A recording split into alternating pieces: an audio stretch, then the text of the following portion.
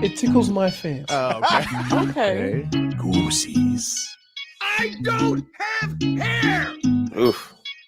You got Marcos. That's not. Wait. Yeah, That's true. You do got me. Get over here, Marcus. Let me look Hey. at you. They don't want it.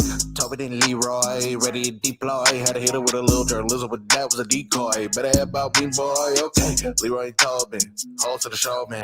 Still in the songs with the show, and till then his half moon open. Sometimes go taste like a snowman. No proof, I'm a lie about a molding. No proof. I always wanted him, I never hated him, I never traded him, independent, I never ever traded him. You know what is a star? Like another city, the driver's side fly. Just a large, so many more. 10 in the more, never a bar. Hey, 10 in the more, 2 to the P. Nothing to you, but it's something to me. Handsome as ever, and cute as could be. You can watch us on YouTube with viewing for free. Hey, this one time for the Twitch.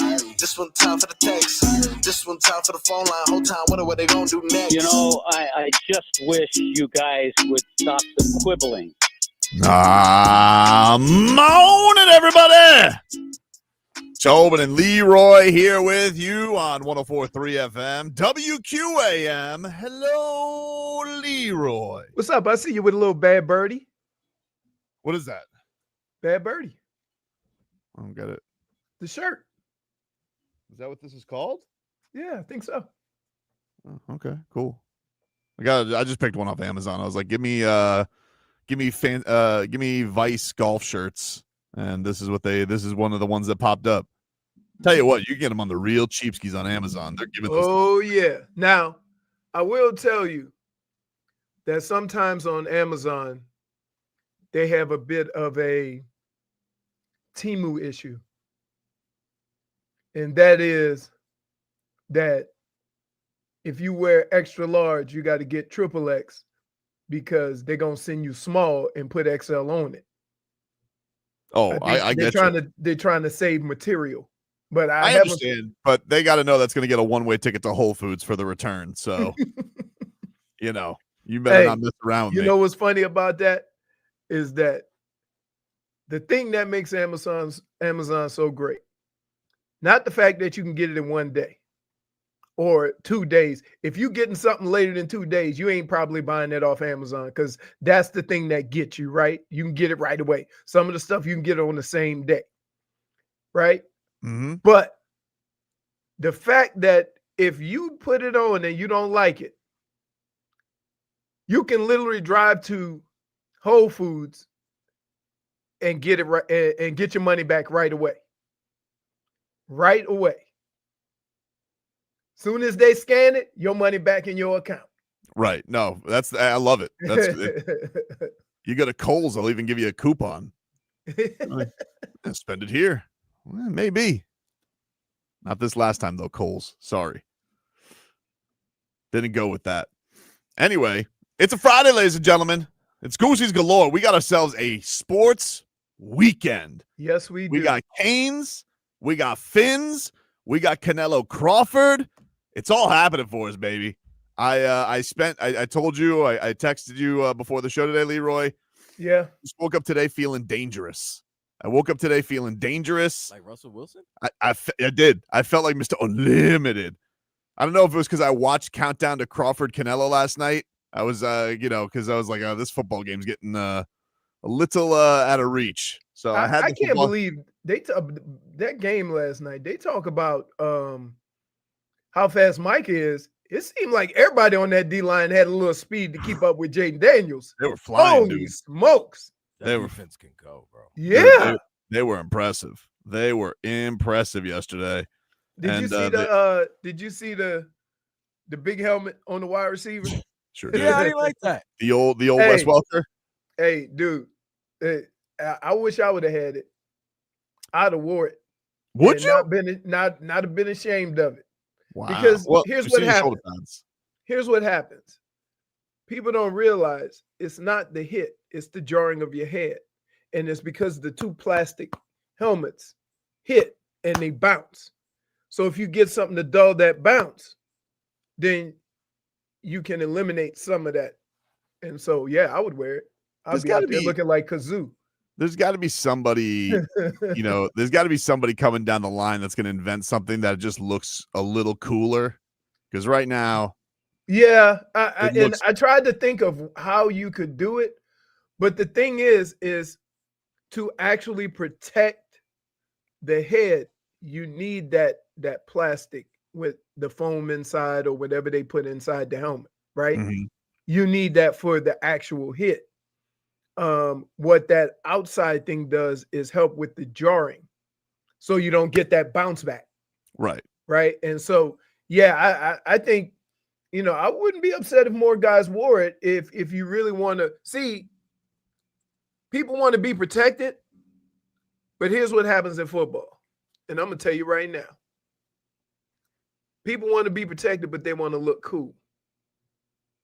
And that thing on your helmet doesn't really look cool. Oh, yeah. And that's why guys won't wear it. The Heat do that with basketball. They'll make guys wear their knee pads. And they're like, I don't want to wear my knee pads. They're like, wear your stupid knee pads. What about the thigh pads? No bone on bone, dude. What about the thigh pads? That's where a lot of guys get it. Knee to the thigh. I want them to bring back the Leroy Horde pads, man. That's what I want. No, you don't need them. You don't need them, though, because you can get the same amount of protection with the smaller pads the way they built. Let them bring back what you made famous. No, dude. I didn't make those. Dude, that was standard issue. Should be called the Leroy pads. That was standard issue. Those were not standard issue. Yep. Go look at all the other running backs in the 90s. I did. In fact, I just watched 8 episodes of Emmitt Smith, and he didn't have. Oh, he didn't have shoulder pads like you. But he never wore them. He didn't wear them in college. If you go back to college, I had the big pads back then. But, okay, so you'd acknowledge they're not standard issue. Let me explain something to you. And this is the honest truth. To get the Emmett pads, you have to ask for a different position. Hold on. Give me DB pads or something like that. For example, when we took team pictures, we all took pictures. We fought over the kickers' pads because we didn't want to put big pads on. You wanted to look swole? No, we just didn't want to put them big pads on. All right. I still don't think they're standard issue. I'm gonna start asking.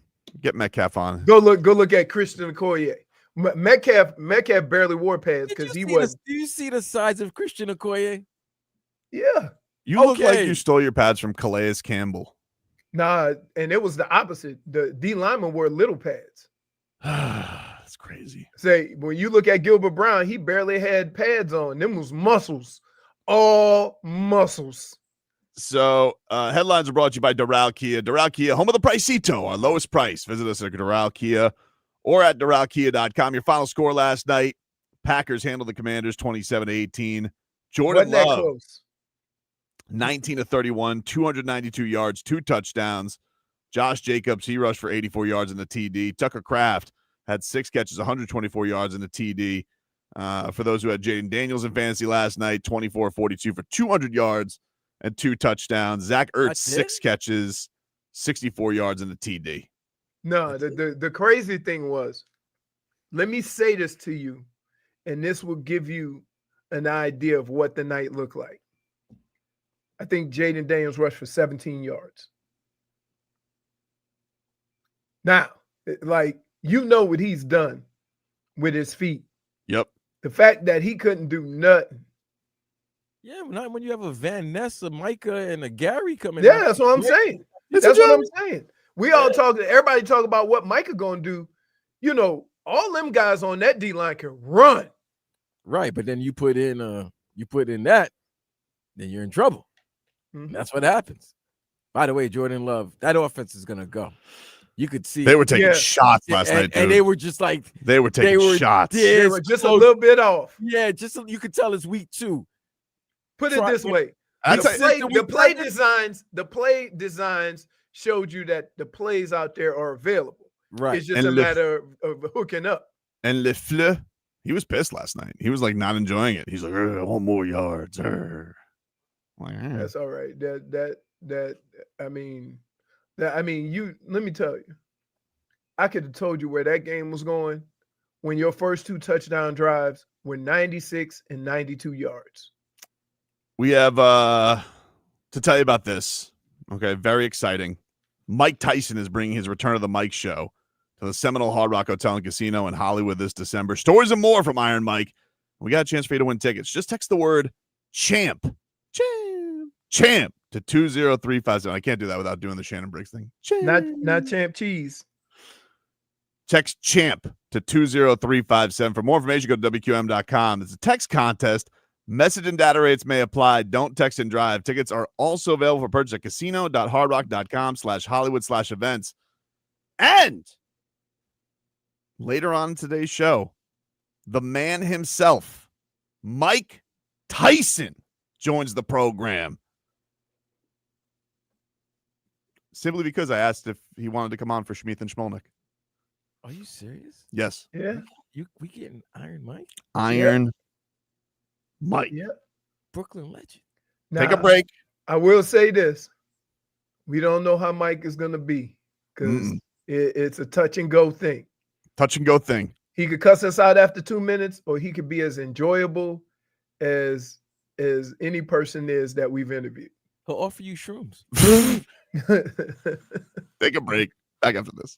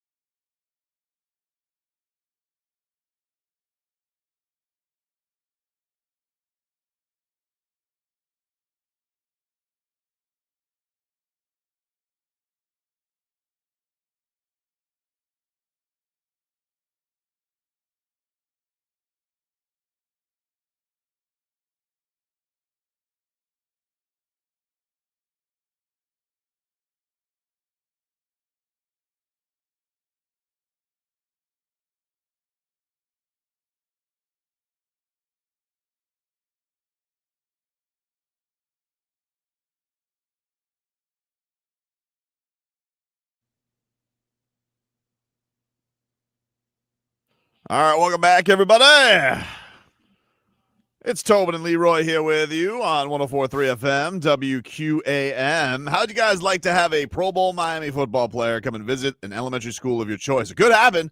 It's WQAM's MVP experience with the Dolphins, Zach Sealer. He's on board to speak at a school.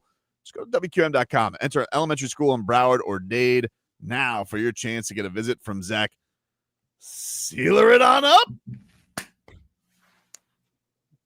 Check that on out. He's down to speak to the students and more. For contest rules, go to WQAM.com. Also got another pair of Hardy tickets to give away in today's show as well. So lots happening here on a Football Friday. It's all happening for us here on a Football Friday as we get set to go into this weekend. Got Game Day Uncensored coming your way 9 a.m. on Sunday morning. I'm going to head over to Casa Horde to watch a little footy football. Yeah. And tomorrow we got countdown to kick off with Canes and USF. We're scheduled to talk to Will Blackmon. Hopefully he shows up today at 10:30. And we'll talk a little Canes USF with him. Dolphins getting set for this action with the Patriots. Mike Vrabel has had Tua's number. Tua knows it. It's time to fix it, dude. All right, enough of this Vrabel. He doesn't have Derrick Henry. All right, enough of this nonsense. And Tua's been good against the Patriots in his career. Just owns it. I would say this, like, they won 4 games last year for whatever reason, right? You can put it on, oh, we got a new coach, we got, or whatever. They have a young quarterback. I don't think they're there yet, although people have put them there. And it's very rare that a team that's only won 4 games in the previous year gets propped up like this. They still have a ways to go. I'm not saying they're bad, but to all of a sudden claim the Patriots are going to compete for anything right now with a new coach, a new system, and a second-year quarterback, the worst thing for a second-year quarterback to do is change systems. Right. So I'm just going to kind of. They still got Josh McDaniels? They just got him back. They got him back? Yes, he just came back. Is this Peter Pan ever going to grow up? He just keeps sticking around there, huh? Listen. That's his guy. That's his guy. That's Bob Kraft's He's guy. been like nine guys. He's been the Patriots offensive coordinator like 7 times. But guess what, though? When he's the offensive coordinator of that team, they usually play and win. Yeah, but Vlad, and this is eventually they will get it clicking. But I'm saying anytime you go to a new offense, right?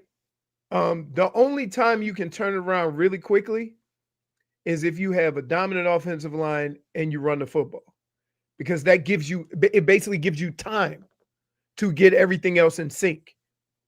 But without that, and you have to rely on your quarterback, he's going to have to go through the process of learning the new offense and being comfortable in it. It's human nature. Right. So for everybody to just think, oh, they got it, they here, that's a bit unfair to the situation. People are not acknowledging what the situation actually is. I also think they assumed that the Dolphins were going to be bad.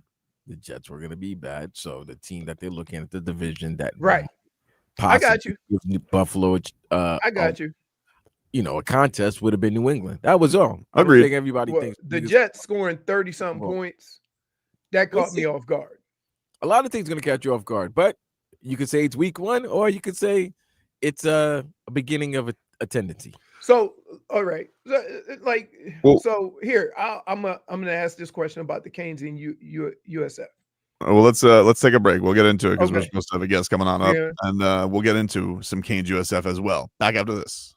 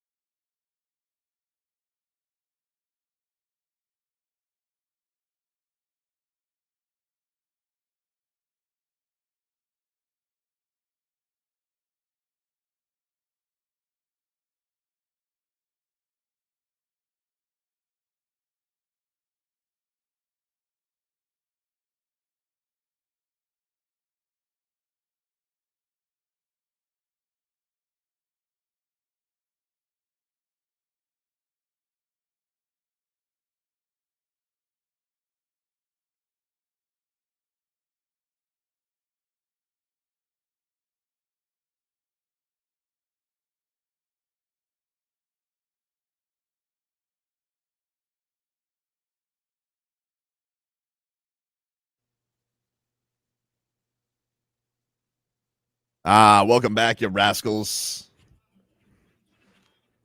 Tobin and Leroy here with you on 104.3 FM, WQAM. Take you guys up until 2 here on the program. I just got invited to join Shannon Briggs' Instagram live during the break, but I couldn't do it. That's a bummer.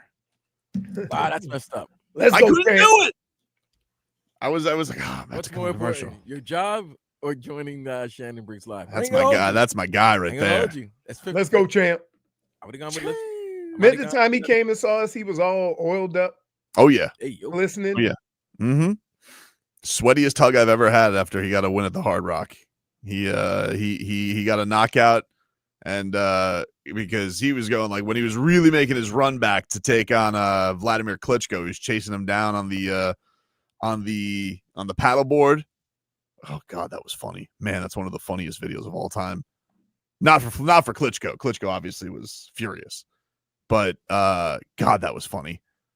And it was a great time. It was a great time. Happy for Shannon. You know, sorry that unfortunate that he got popped, for the testosterone.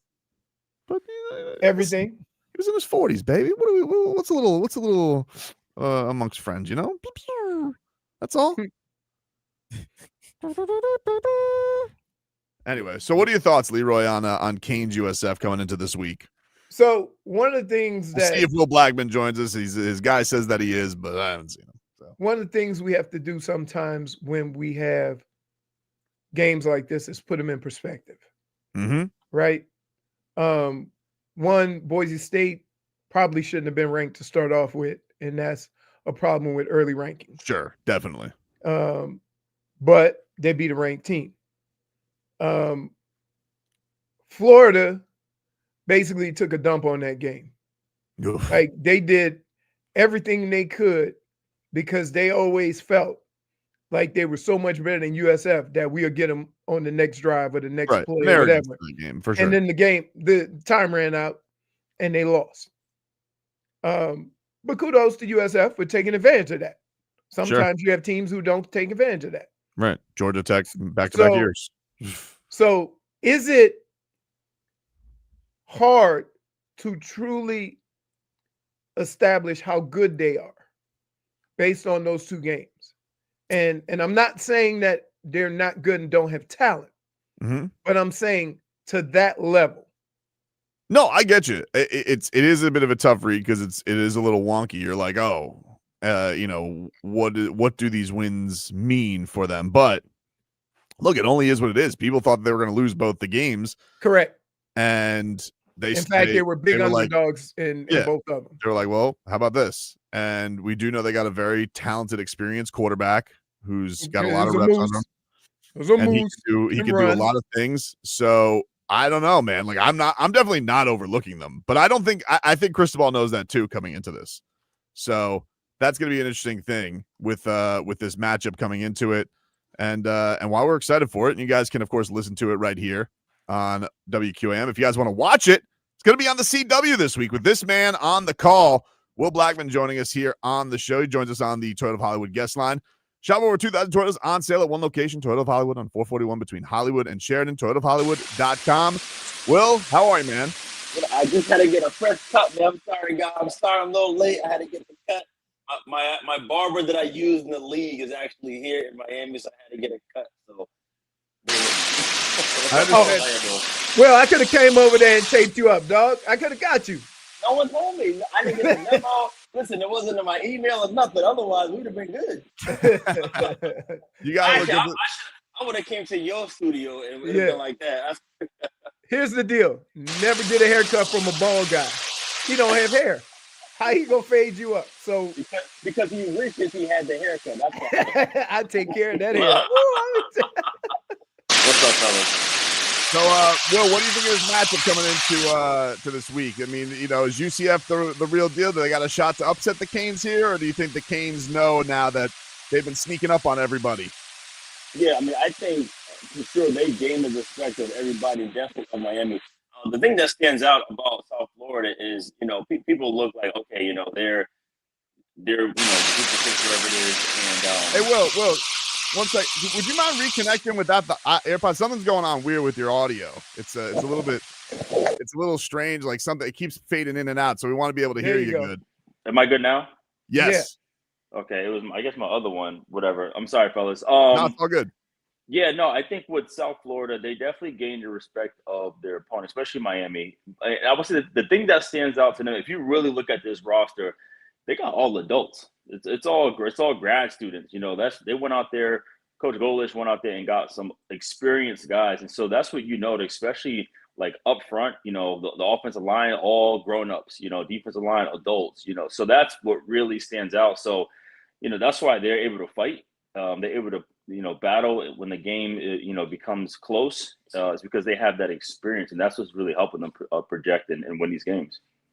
You think it's weird because everybody talks about the transfer portal and NIL and stuff like that. But then when you go to all these different teams and you see them play, they all seem to put their team together differently based on where they are and whether it's Power 5 or right. The other leagues. And so you might have a lot of teams in this conference that have a lot of fifth-year seniors that come in there because they can't go and just get a transfer from Alabama or something like that. So are you seeing a lot of this, especially in conferences like the one USF is in?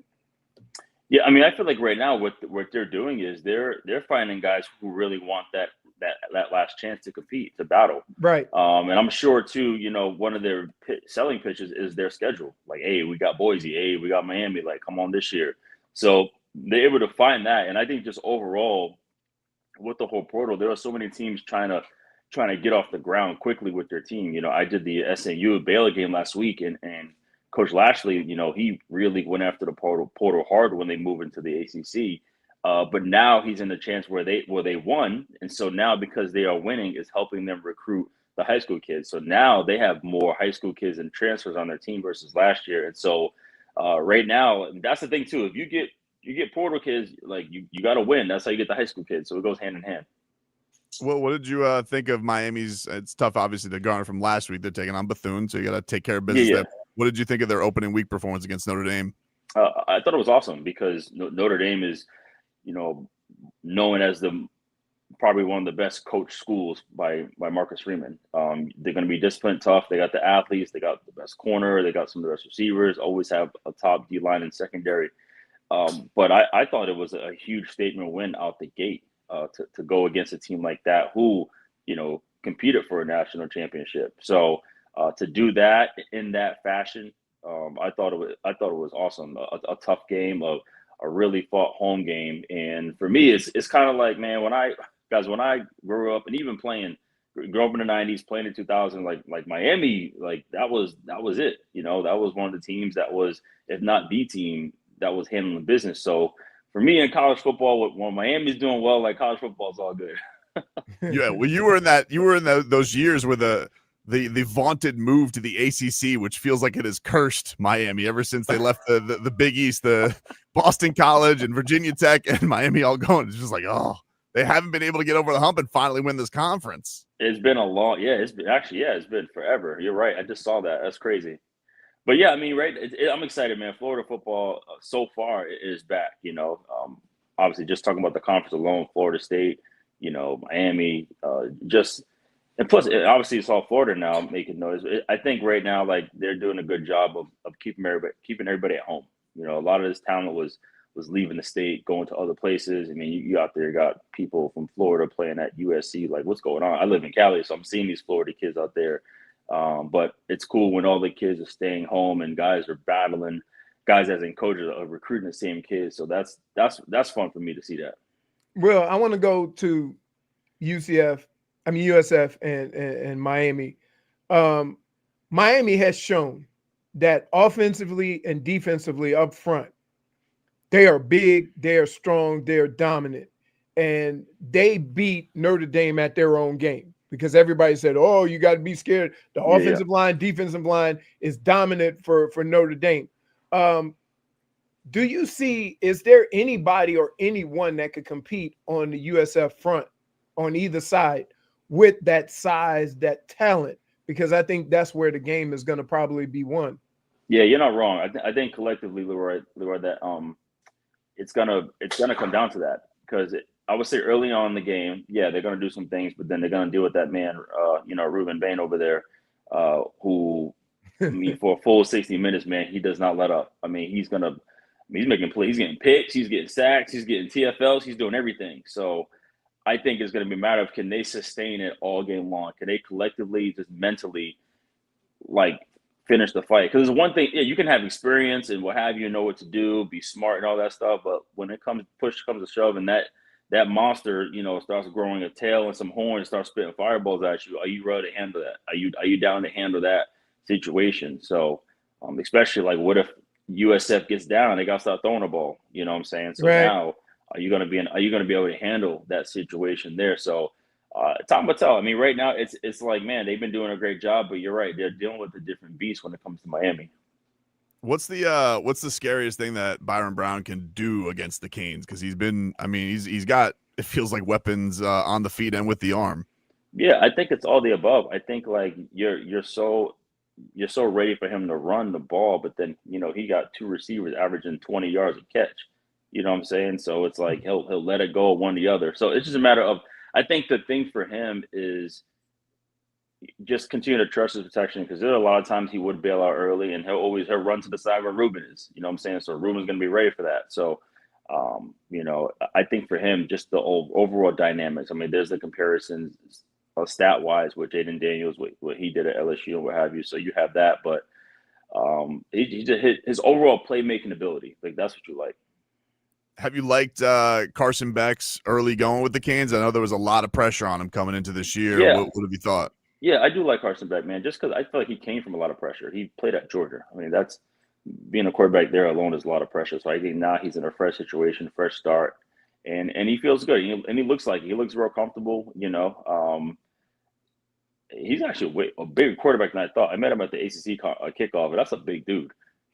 So yeah, he's comfortable, man, and you love to see that for him.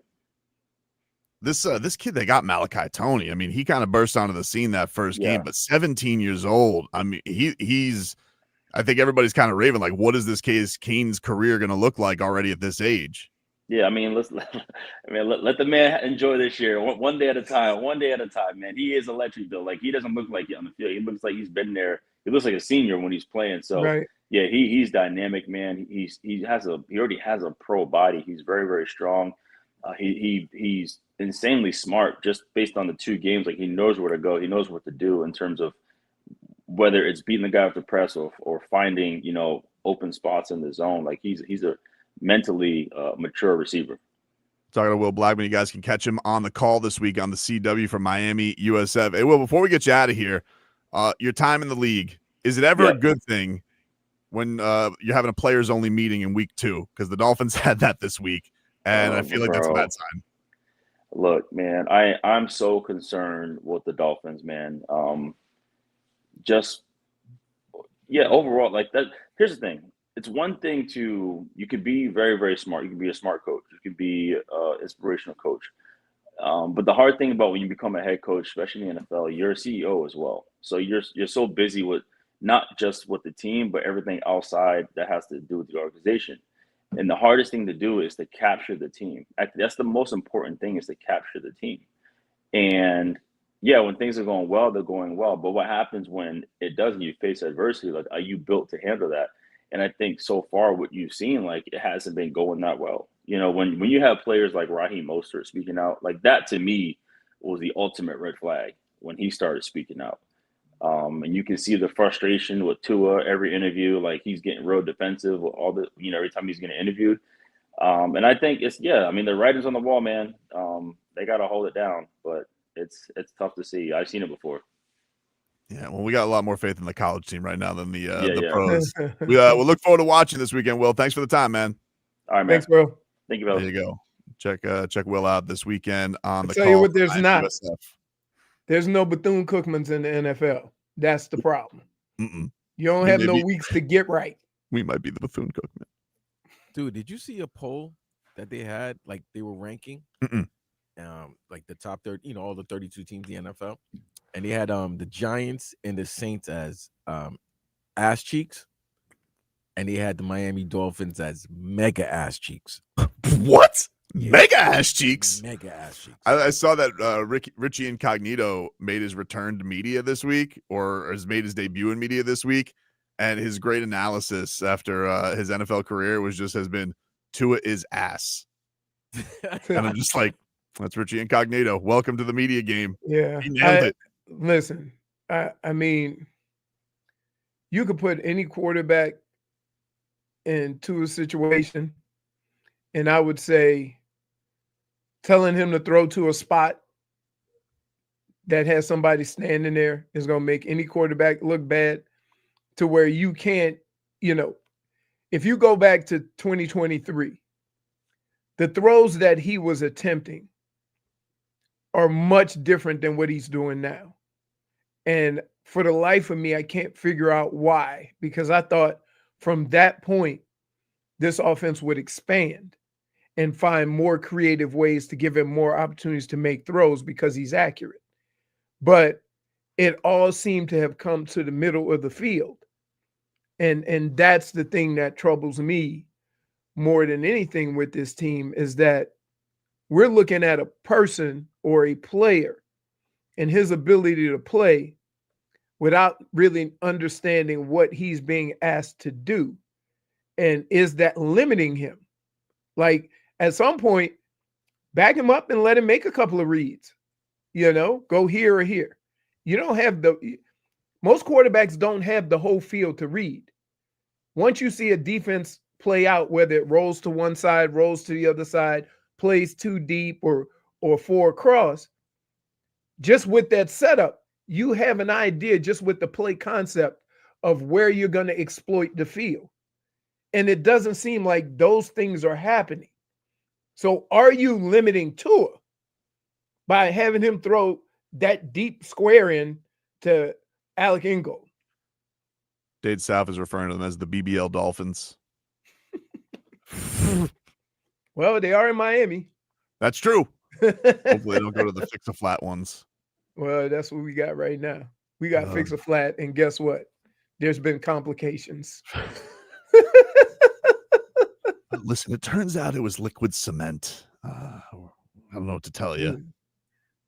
No, it ain't even firm. They ain't using cement. Mm-mm. It ain't even firm. It ain't even firm. Right now they're using whale lard. Oh my God. Ugh. J-Fig has a stash of Hardy tickets in her boots, and we're giving you a chance to win it when Hardy brings his Jim Bob World Tour to the I Think Financial Amphitheater on September 20th with special guests Co Wetzel, Steven Wilson Jr., and Sikaris. Just keep on listening. We'll give away that final pair of tickets this week before the end of today's show. It is a Live Nation show. And for more information, just go to our contest page at WQAM.com. We will take a break. Just a regular old second hour coming up next.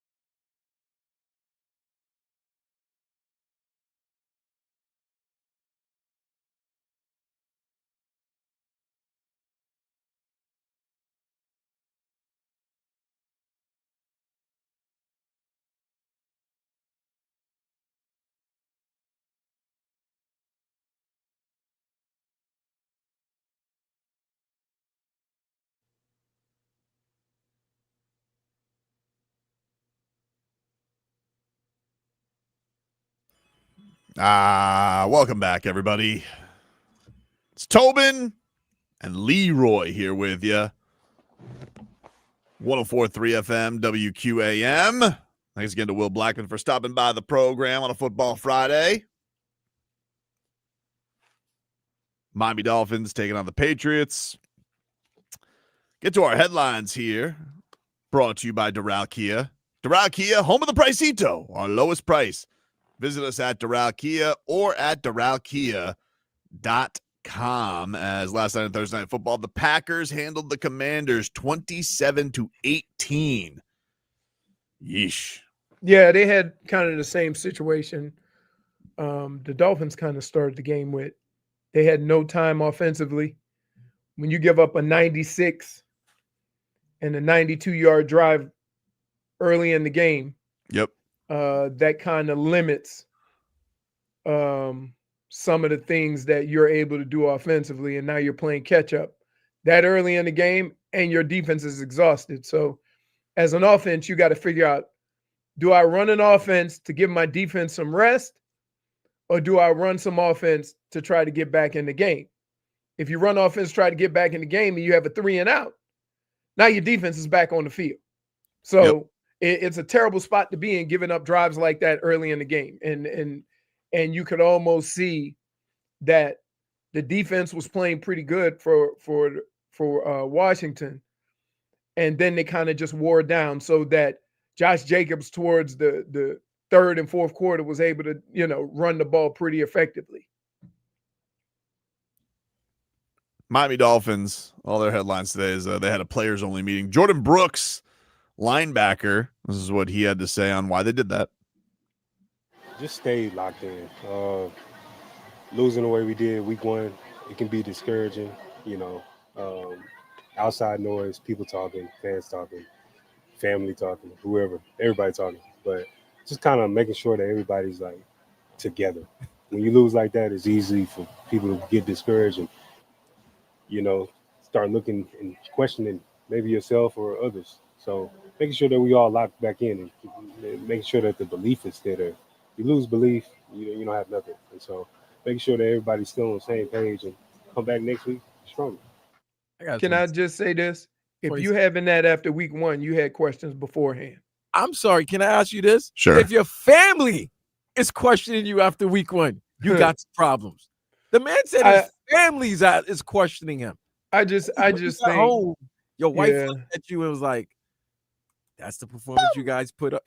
Pretty much called them above. That's the performance you guys put up. I would say the only time I've ever had a team meeting, it wasn't based on that. Here's what we would have team meetings for. And most of the time I had team meeting, everybody was pretty close, right? Mm-hmm. And we would say, anybody got anything to say? Anybody want to hold somebody accountable? Because this is the place to do it. We're not going to do it in front of the media. We're not going to do it whatever, right? And somebody would say, look, we need more out of this group. We need more out of that group, right? And if they have a problem or whatever, then it would go. The meetings never got heated, because if you look at the game and you see a unit not giving effort, then what you want to do is acknowledge that to your team and say, hey, you letting your teammates down. Right. Right. And so, but we got faith in you. We know we've seen you do this. We've seen you dominate. All that other stuff, a lot of times people have these team meetings and they beat around the bush. Right. And he kind of explained the team meeting and kind of beat around the bush. But when you watch that game film, when the coach showed the good plays and the bad plays in the big team meeting room, you know who the culprits are. Sure. And so as men, you got to be able to hold each other accountable. If you can't go in that room and hold each other accountable, right, then you have a problem that you had before that meeting ever took place. So we've had, and then here's the other thing. Everybody can't talk. Don't go up there if you shouldn't be talking and start talking. And so Jordyn Brooks is one of those guys who could talk. He's a captain. Right? Well, it ain't got nothing to do with being a captain. That's Alec Ingold can't talk. Your captains aren't necessarily your leaders. And so that's the thing that also comes into play. Like if you have something to say, you go up there and talk, you better be worthy of listening to, or somebody gonna say, sit your ass down. Right? And so there's that. Who was too chatty in your meetings that wasn't supposed to talk? We didn't have that because when I was in Cleveland, we had Pepper Johnson and Michael Dean Perry, and Bernie, like those guys. What were you your first year? 3-13? Yeah. We had no team. We had no team meetings though. Really? Now we was 3-13 because everybody was 30 plus years old except for like 5 guys. Like, and so they was old. They were just trying to get to the end. And so from that standpoint, we didn't have a whole bunch of team meetings, but if there was a team meeting, you know who would have talked? Ozzie Newsome, Clay Matthews. Understood. So like, yeah. But it was, and then especially, you ain't gonna have a whole bunch of team meetings when your coach get fired after like the 4th week. Right. And also, like, if they get smoked again, all right. I mean, like, have they shot the meeting bullet, on that one? No, like, not necessarily, because what you do is you just keep showing support and keep going after it and keep telling guys, well, I need more out of you. Like that, you got to do that. If you want your team to win and you think you have the ability to win, now it gets to the point where you start asking or demanding of guys and then you realize they're not good enough, right?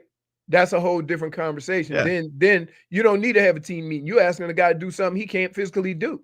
Damage is done. Right. So there's that. But you just keep going after it. Keep showing support for one another. Keep, holding each other accountable, but holding them accountable in a place where they don't take it as a personal attack, right? You see these guys talking. The worst thing you can do is go out and in front of, like what Jordyn Brooks said in an interview is not what happened behind those closed doors. You see what I mean? But he put it in a way not to call anybody out and to make it about everybody. And that's what you have to do. And that's why he's a leader. He understands that. Here was Tua on meeting.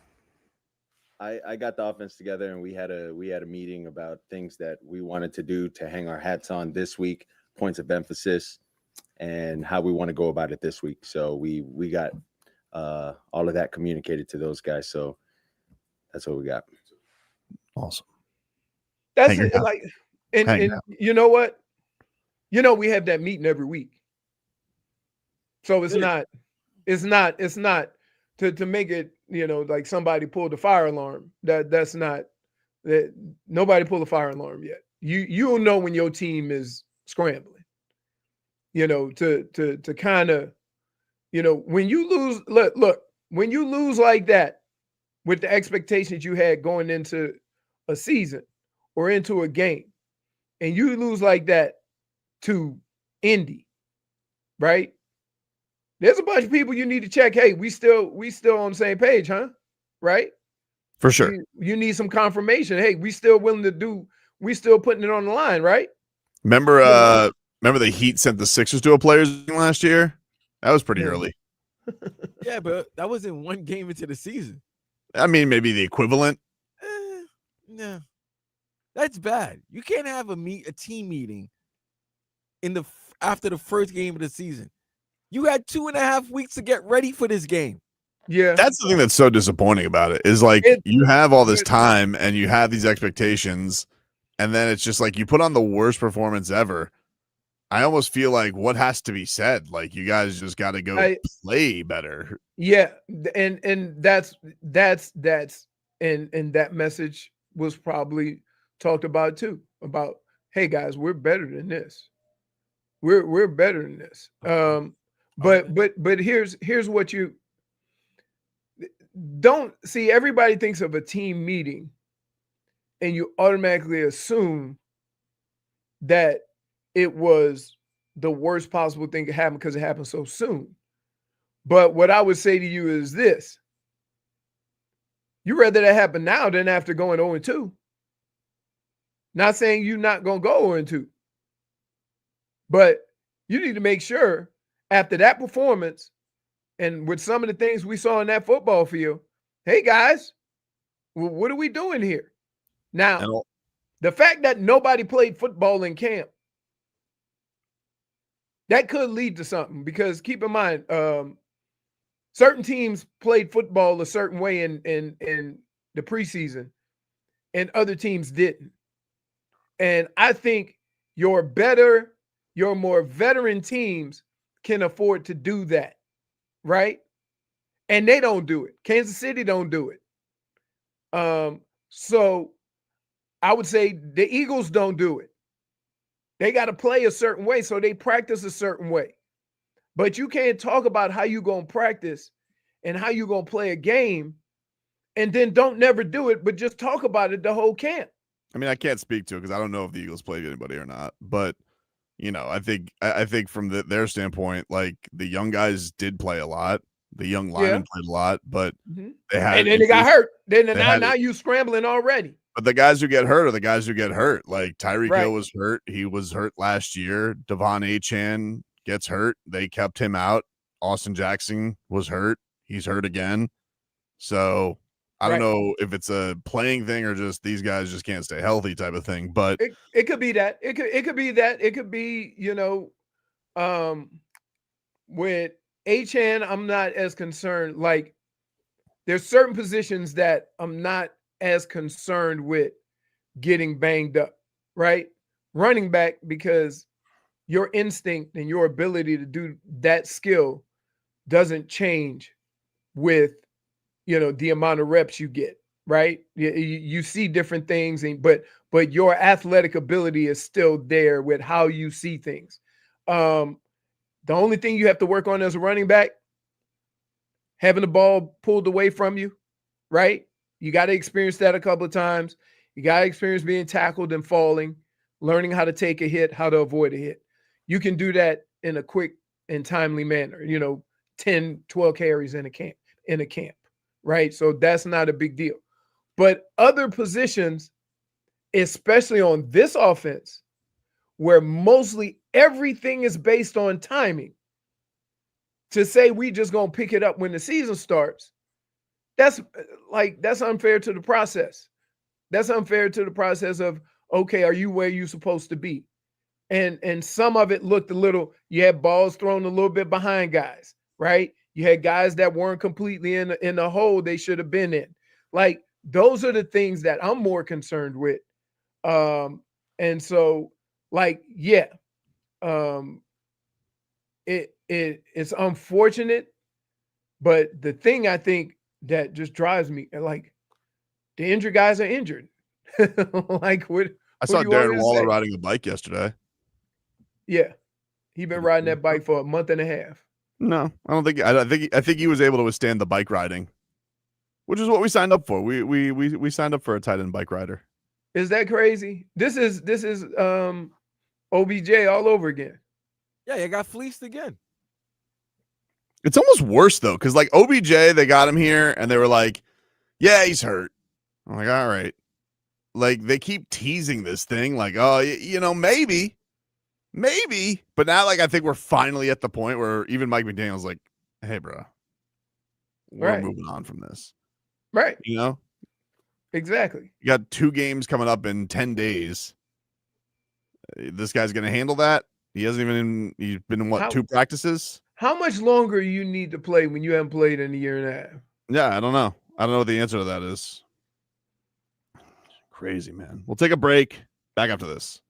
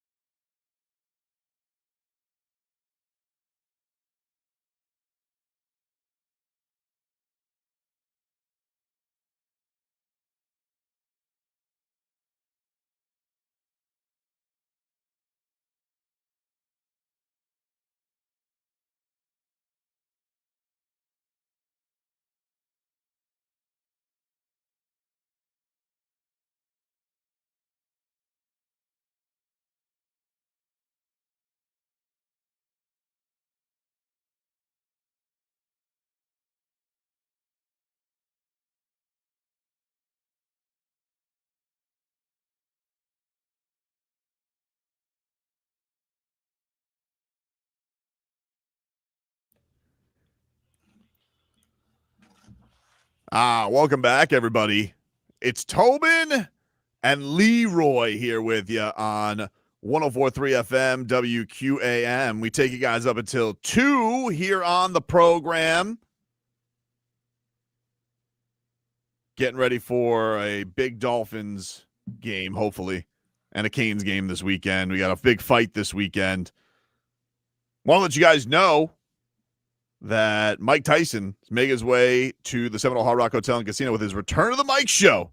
We got Iron Mike coming up next hour for you guys, our interview with him. So stay tuned for that. If you guys want to win tickets, text the word CHAMP to 20357. Text CHAMP to 20357. For more information, go to WQM.com. It's a text contest. Message and data rates may apply. Don't text and drive, and tickets are available for purchase at casino.hardrock.com/Hollywood/events. I think also it's at MikeTyson.com/hardrock. I think that's also one of those that may work for you because I know there's a lot of slashes in that liner.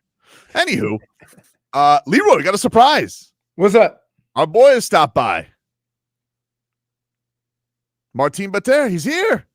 Hey, Leroy. Always good to see you. What's Not happening? This time I'm in Miami. I know. Not in Vegas. You'll be here. You left me stranded. I was looking forward to see you. And now I'm just here with Tobin, which is really nice. But the party isn't complete without you. It's not complete without him, Martin. It's really not. Hey, Leroy business hours or Tuesday, Thursday from 10 to 2. Yep. All right, I'm writing that down. I'm making an appointment next time. I'll talk to you. Your people will talk to my people. So wait, we're even now because we were supposed to go eat at Herbs and Rye like 30 times. I know, right? Well, I mean, look, we're all so busy in Vegas when it comes to fight night that, you make it happen. Like, we're just building up the anticipation for it. That's all. All right. What was the last one you were there for Pacquiao? Pacquiao Barrios, in July. He got screwed, man. Did you think that he won? Did you think that I kind of got the score, but I think everybody came away from that Pacquiao fight and was like, he's 46. He should have won that fight. And regardless of the age, the stamina that he had throughout, I didn't expect that, where he pleasantly surprised me with that because I knew the technique and the mindset that he has, it's always there. But the fact that he had the stamina to dominate the way he did throughout the fight, I thought that he won, but then again, that's boxing for you. Sometimes it's unexplainable. But actually, the WBC is implementing something interesting in its Grand Prix, which is the enhanced scoring, and they're seeing if they implement it in normal fights in the future. Where let's say you have a draw, like Gervonta against Roach or Pacquiao in the last fight, right? Within the round, you have to score as a judge for whether the round was won moderately, clearly, or it was really close. Interesting. And then that way, if you have a draw, then that's the tiebreaker. Oh. And you avoid situations like, oh, okay, I thought so-and-so won. It's not subjective anymore. It's as objective as it can be when it comes to judging, but you avoid situations like the ones we had twice in high-profile fights. I was thinking about that, Leroy, because I was talking about bets before the program today with somebody. And they were like, hey, should I bet draw? And I was like, it's never a bad bet to bet draw just because big fights, it feels like there's chicanery with the scorecards, like a lot, Leroy, Yeah, I know. It's the only sport and some of this is being taken out of the other sports. And they're trying to do it with baseball with pitches. Right, where you can challenge a pitch and there's a clear box and it either is or it isn't. The official ref can't give you the black. So, football is that if it's a pass interference, I felt that you held them, right? It's not definitive. They try to, let you contest it and try to let you challenge it. But I kind of like that in boxing. Just add another level so that you can separate like all the chicanery that goes on when determining these fights, because they fight 10, 12 rounds. And to be honest with you, like you all shouldn't be that close. Right. Because you all look at fights differently. And so you need a standard, some kind of standard that will kind of separate the best fighter on that night. And I appreciate that they're doing that because like I've never seen Like, and here's the thing. Whenever there's a draw, everybody thinks there was a clear-cut winner. It's never after the fight you go, oh, that was a good fight, right. pretty it's close. It's rare that you say, oh, that right. should have been a draw. Right, exactly. So I'd like to see how this is going to play out. The crazy part was that Barrios was the only one that got a win in one of the cards. That was crazy. The other two were draws, so Pacquiao didn't get one of the 3 cards. Yeah, I felt like he kind of ran out of steam for sure, but I just thought that it was pretty clear cut early on. But whatever, it's why. I mean, he definitely looked good enough to box again. Like, I think that's the exciting thing is if Pacquiao does decide he wants to go again, I'm like, you know what? He definitely surprised everybody. I thought that he looked pretty damn good. Yep. You know what happens with a lot of draws too? A guy will start off great, win a lot of the early rounds, and then the other guy plays catch up, and you only remember what you saw in the last guy. Yeah, it's like that curve scoring. Like right. And you forget judges will see like, oh, he's doing a lot better, but maybe he's not winning. Right. You know, I think that happens. But obviously got a big one this weekend. Canelo Alvarez versus Terence Crawford. You've been around Canelo a ton. You know, you've worked with him. What do you think about this one, man? Do you think this is do you think he's still at the peak of his game? Do you like Crawford? Do you think it's an even fight? What do we think? I think Canelo has the edge based on his experience in that weight class. Crawford himself said it. There are weight classes for a reason. Now, Crawford, I've seen him in person. I saw him against Spence, and the fact that he put on such a show, it's embedded in my mind. Regardless of what happened in his last fight, it's embedded in my mind how he performed in Vegas, in front of that crowd, in that kind of stage where like the stakes were really high. Same. And he stepped up. Not only did he step up, he went ballistic on it was Spence. crazy. Dude, you brought us to that fight, and we were like, everybody was like talking all week. It's going to be an even fight. We talked to Keith Thurman that week. He's like, I think he was one of them. He said, put the money on the draw. And to see the way Crawford came out in that fight, it just stamps with me forever with him. But I get it. Look, Canelo's been on so many big stages, and you know this is going to be an interesting one because he's biting off a lot here. Crawford coming up 2 weight classes, really 3 because he's only had one 154 fight, right? So it's a big step up for him. I think it's also about legacy. That's the most important thing. To where Canelo wants to prove, once and for all that he's not dodging anybody. That he's not about easy challenges. He's about fighting the best fighters presented to him, right? Regardless of fans want him to fight Benavidez, whatever, but he's about fighting the fighters presented to him at the time, right? And then Crawford, obviously, if he wins at 168 against Canelo, I mean, that's just a legacy maker right there, and for a Hall of Fame career that he already has.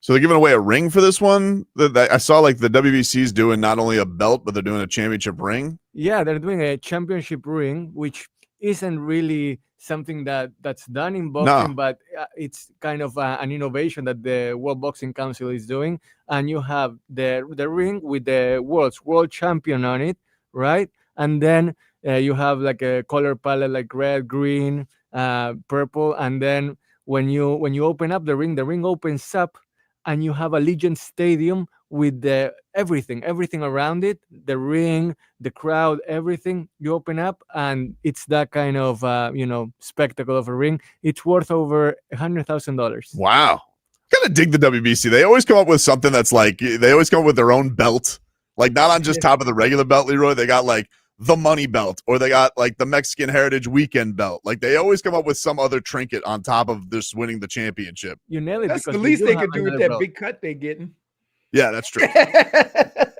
But you did nail it. They have another belt. It's gonna be it's Mexican Independence Day next week. Mm-hmm. So they're gonna have a special belt for the champion, and the ring itself is gonna be awarded to the champion after the fight. It's gonna be a special ceremony. So whoever wins, Crawford or Canelo, they're gonna take home, something memorable from that fight. Obviously, besides the win and the whole experience from fight week. Let me ask you this about this, because you've been in Canelo's locker room before fights, right? Like you get the whole Jim Gray thing going down. I mean, I know he's speaking a lot more English now, but which is kind of cool. But what's his vibe like before a fight? Like I know he's been in a ton of these, but what do you see from him before these things when he walks out? Canelo is a pro's pro, and his English has come a very long way. Like he doesn't need a translator or anything, and he communicates himself in a very professional manner, and he's very, very deliberate and very exact in what he wants to say. He's not a trash talker, but he's not gonna back down from trash talk. It's maybe cliche to say, but he's all about the fight. The message that he sends is inside the ring, and that's the way his career has been for what 20 years now. Yep. So and people respect him for that, to where they know that when Canelo steps in the ring, that he's gonna be a guarantee of the of the money you pay, even though this time on Netflix it's free. So the spectacle is guaranteed. Crawford, I think it's same, it kind of cut from same cloth. Someone that's respectful, will trash talk, but he speaks in the ring as well. And I think that's a positive for this weekend, to where if you speak with your gloves more than with your mouth, then that's what matters, because we all sit down to watch the fight. Martin, before we get you out of here, dude, how you feeling about your Dolphins? Where are you right now? I was listening to a segment before this one, and I could sense the frustration. I mean, we're talking about meetings. We're talking about being ready for week 2, and the sky is falling 0-1. I didn't see anybody after the Commanders lost to the Packers last night. I don't see anybody saying, "Oh, the sky is falling. The Commanders are going to finish 6-11." But with this team, there's such a psychosis going on, a collective trauma here in Miami and overall for Dolphins fans all over the world, that there is no team that needs to win more than this one this Sunday. Jobs are on the line, obviously, we know that, but the fans need it too, because otherwise, I don't even know what it's gonna be like next week. Ahead of Buffalo on Thursday. Crazy, dude. Hey, appreciate you stopping by, man. No, thanks, Martin. Sorry I missed it. Nah, no problem, Leroy. Next time, or we'll see you in Vegas. Okay. All right, we'll take a break. We'll tickle Leroy's fancy next.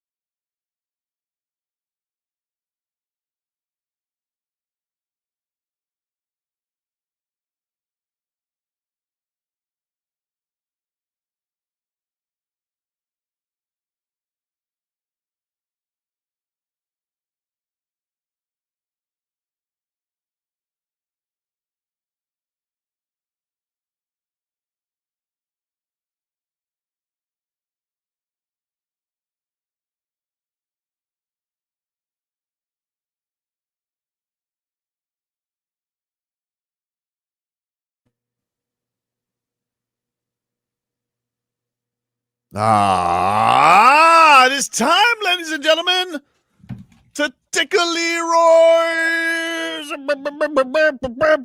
Fonse. Go around week 2 of the NFL slate and see which games grab Leroy's attention. Leroy, are you ready? I am ready.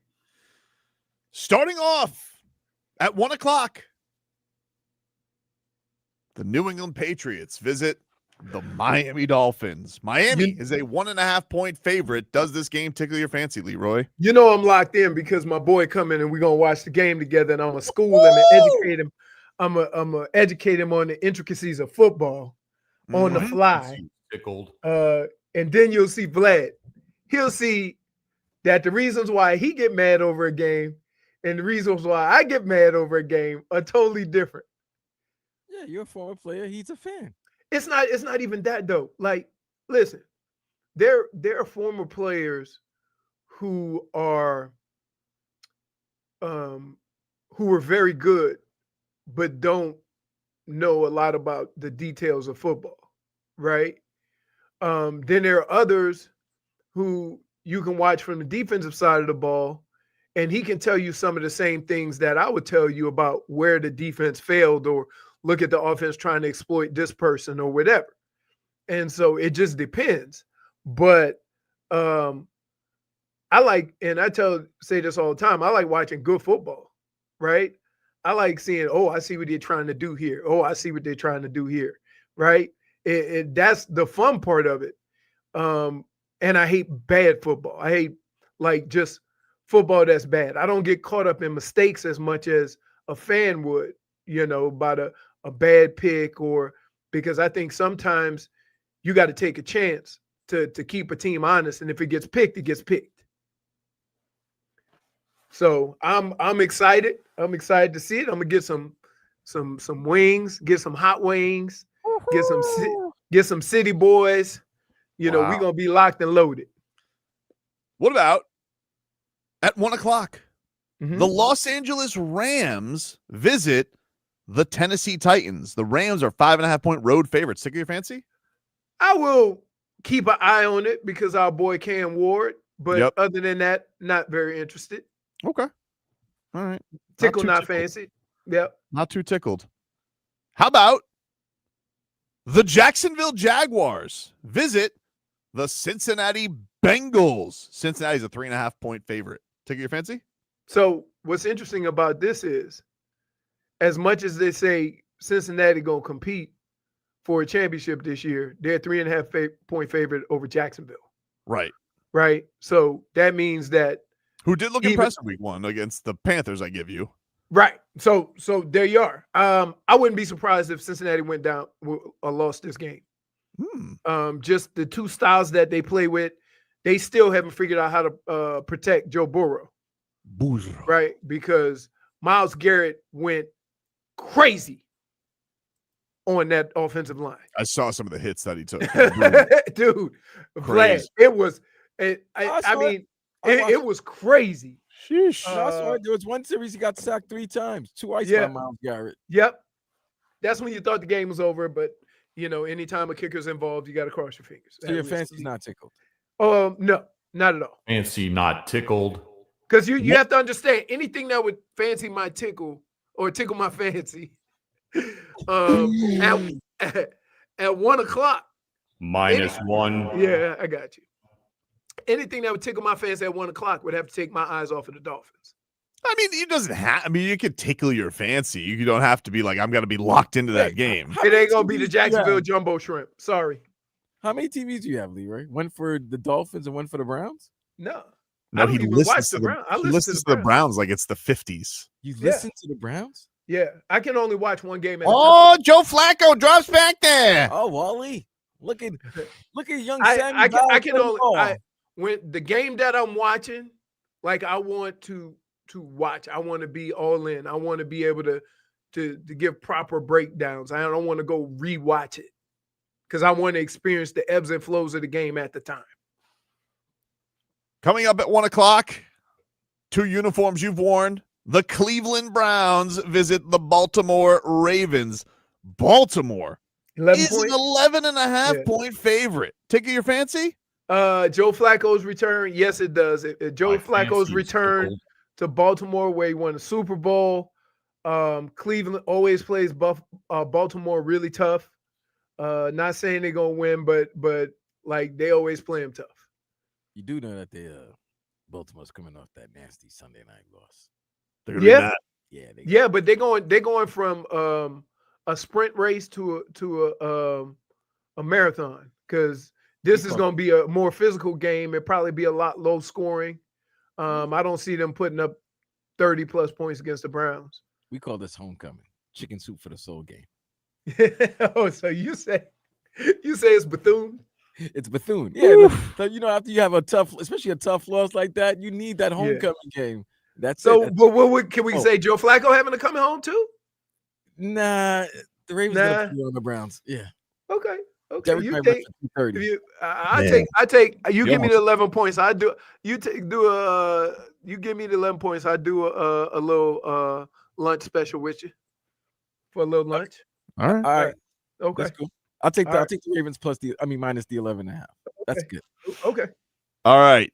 Bills, Mm-hmm. Jets, 1 o'clock. Buffalo is a 6.5 point road favorite. Tickle your fancy? Before you say yes. that, Oliver's out for the Bills. But let me say this, and this, I'm just gonna do my normal analysis. I ain't gonna, like or dislike anybody. I'm gonna just point it out. The Jets scored 30-something points. Okay. When was the last time that happened? So last December against Jacksonville. Okay, against a reputable team. There's Jacksonville. Okay. Yeah. But I would say this. That part of the whole equation surprised me that they would put up those numbers. I'm a little worried about the Jets defense because they gave up 30-something too. But I will say this. The fact that they were able to be productive on the offensive side of the ball, and that defense will get it going. I would say, I want to see if this was just a one-off, or I want to see if they got something there. What about? If you say woof, then what the hell you think I'm gonna say? Oh, it's got to be Carolina, right? No. Wait. Who? Let's guess. I know what it is. Pittsburgh. Oh, Giants, Cowboys. Nope. No. Yeah, that's a rivalry game. That's got some juice to it. That's next. Rams. No, you said Rams Titans already, right? You want me to just say it? Yeah. The San Francisco 49ers the Saints with Mac Jones against Spencer Rattler against the Saints. Tickle your fancy? There is nothing, and I'm from New Orleans, in the world that would make me stop my TV on 49ers Saints.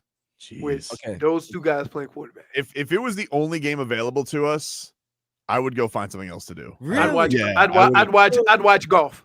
If they said you could have an endless supply of creme brulee in New Orleans, if you watch every second of this game, you wouldn't watch it? No, I don't think so. I would say, you know what I would say, Vlad? I would do the only human thing there is to do.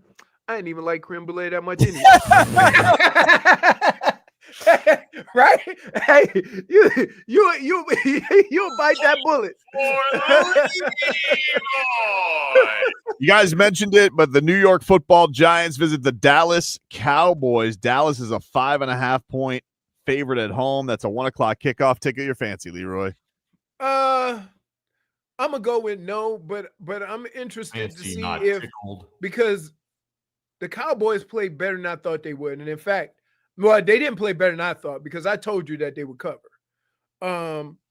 But I'm looking at the Giants and I'm just like, I don't know what it is about Mr. Unlimited.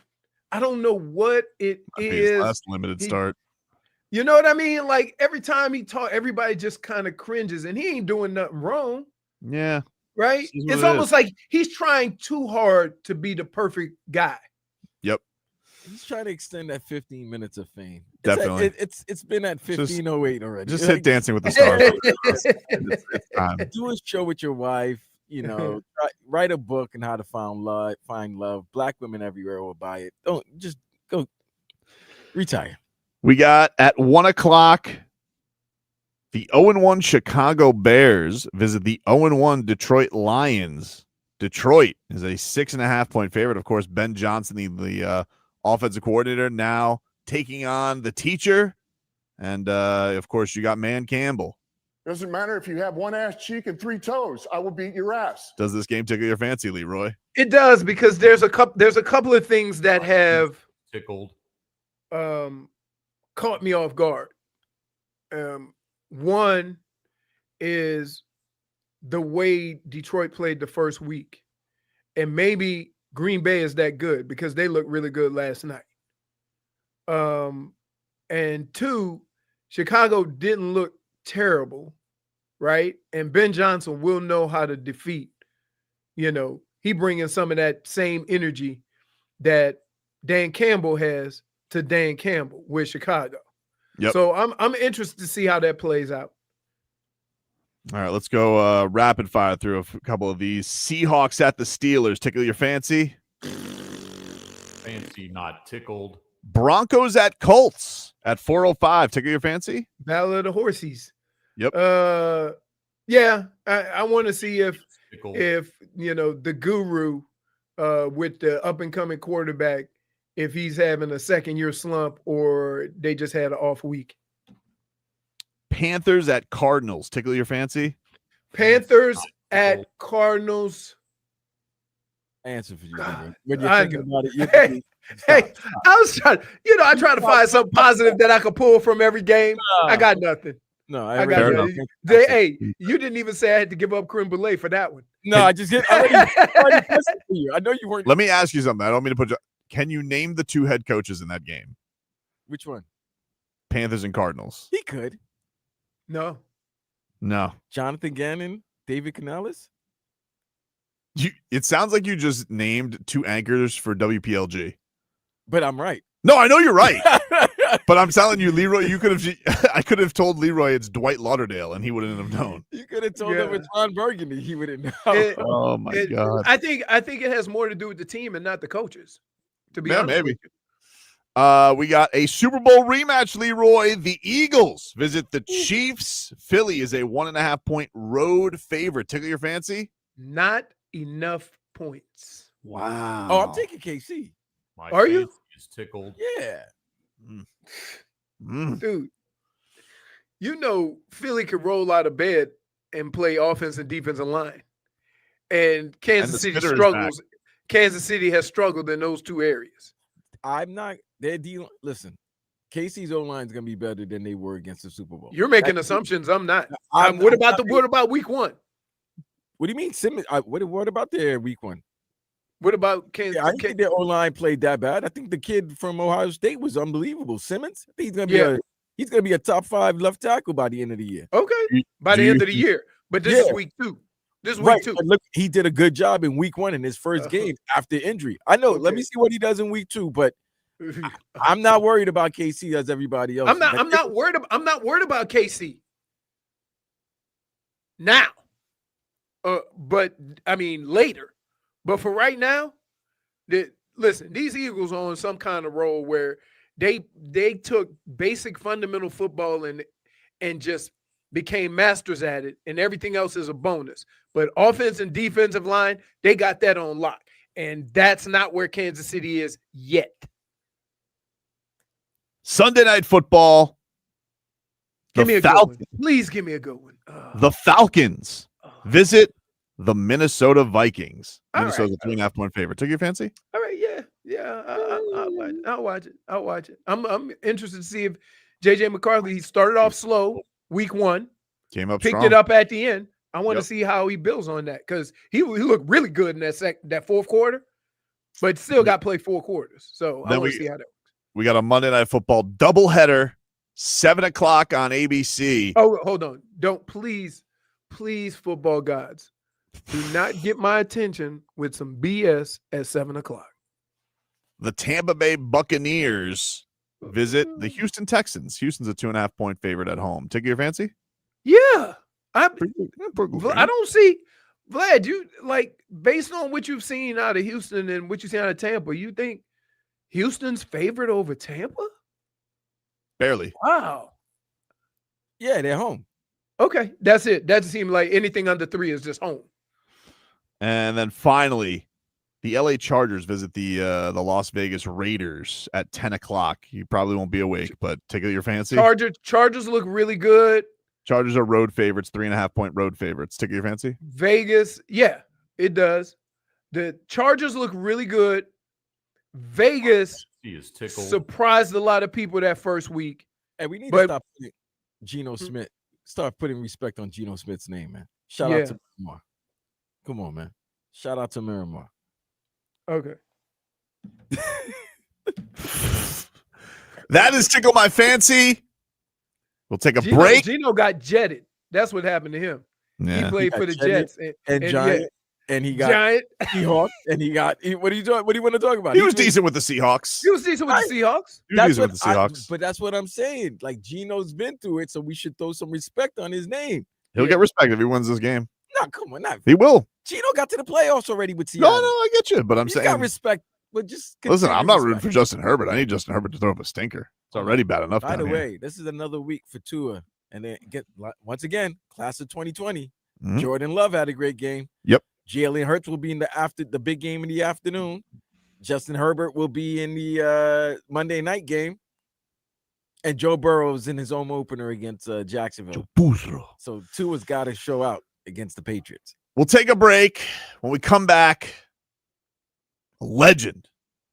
Got time with him. Our interview with Iron Mike Tyson coming up next.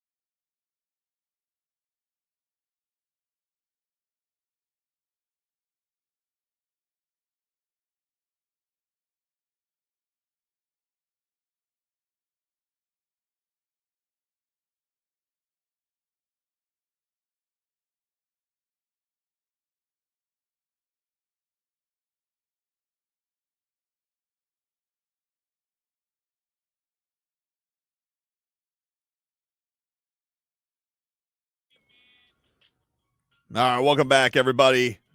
Tobin and Leroy here with you. Take you guys up until 2 here on the program. Going to get into a little boxing here. The legend himself, Iron Mike Tyson, spent some time with us. We'll bring you that interview here in just a minute. But I want to let you guys know, first, let's get to our headlines, brought to you by Doral Kia. Doral Kia, home of the Pricito, our lowest price. Visit us at Doral Kia or DoralKia.com. And Mike McDaniel has confirmed that Darren Waller out for Sunday. Who's that go first, Waller or McDaniel? Waller, but not very far apart if they don't win this week, Vlad. Not very far apart, dude. So you got that going. It looks like Benito Jones is out. We kind of heard that from Anthony Weaver.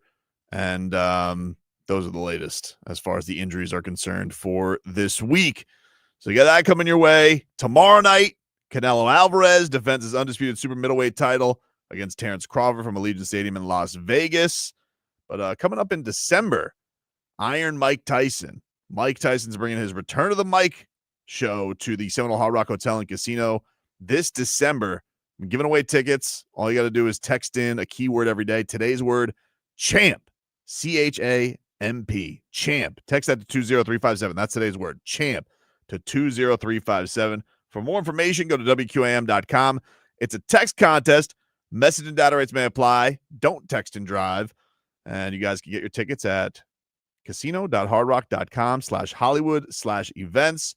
And we got the privilege to talk to the man himself, Iron Mike Tyson. Spent some time with me and Leroy. Here's what he had to say. Everybody, it is Tobin and Leroy here on FM 104.3 WQAM down here in Miami, and we're very excited to talk to our next guest. You guys can catch him live on tour as we got Return of the Mike coming to the Seminole Hard Rock Hotel and Casino on December 14th, his one-man show. Mike Tyson joining us here. Mike, thanks for the time, man. Really appreciate it. Hey, man. Pleasure talking to you.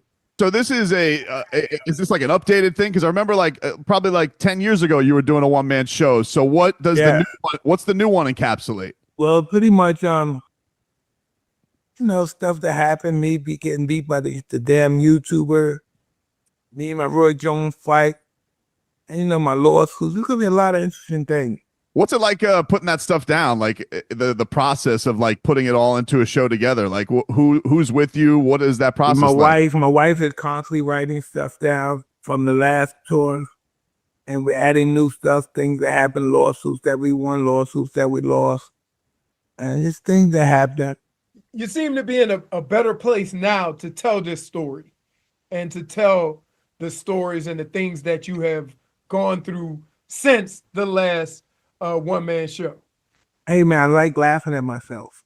You really think that sometimes I get this ego when I start looking at my stuff and material thing, and I forget that I'm just an idiot.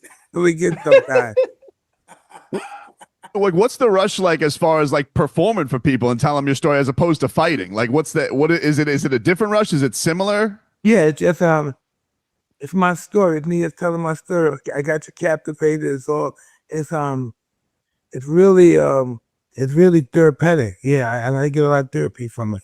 Well, you guys can get your tickets. They're on sale now. hardrock.com/Tyson. And he's actually going to be, it says you're going to be shooting a special while you're down here in South Florida. Was there a particular reason South Florida was the choice? So he's shooting for a television show. I don't know who's buying it, but it'll be for a television show. It'll be like the first home. Is there any reason South Florida was the choice? Why you chose to do it down here for the one that shoots for the show? Well, I think it was the best place to be buying. It's closer to my house. Yeah, how are you liking living in South Florida? Hey, I'm getting used to it. Every time I go outside, I feel like I'm taking a shower though. Don't worry, Mike. October to March is the best weather in the country. Good God, man! Every time I go outside, a shower gotta take. Yeah, you're in the midst of hurricane season right now, Mike. That's the beast of it. It was recently said that you're going to be fighting Floyd Mayweather. Why the hell did he agree to fight you? That seems like a bad decision by him. Well, listen, I was minding my business. I'm flying my birds, tending to my children, and he's the one. He came with the sign. His name was on the contract signed already. And he's talking really bad and nasty to me. So I was like, God damn. I thought we were friends. He talking crazy. He's all right. That's got to be such a cool thing for boxing fans, though, Mike, to have two of the all-time legends in there. Are you excited just to see the thing of that like it was with you and Roy? Nah, man, we want to get him, man. What you talking about? Start talking crazy. Like, kick his ass.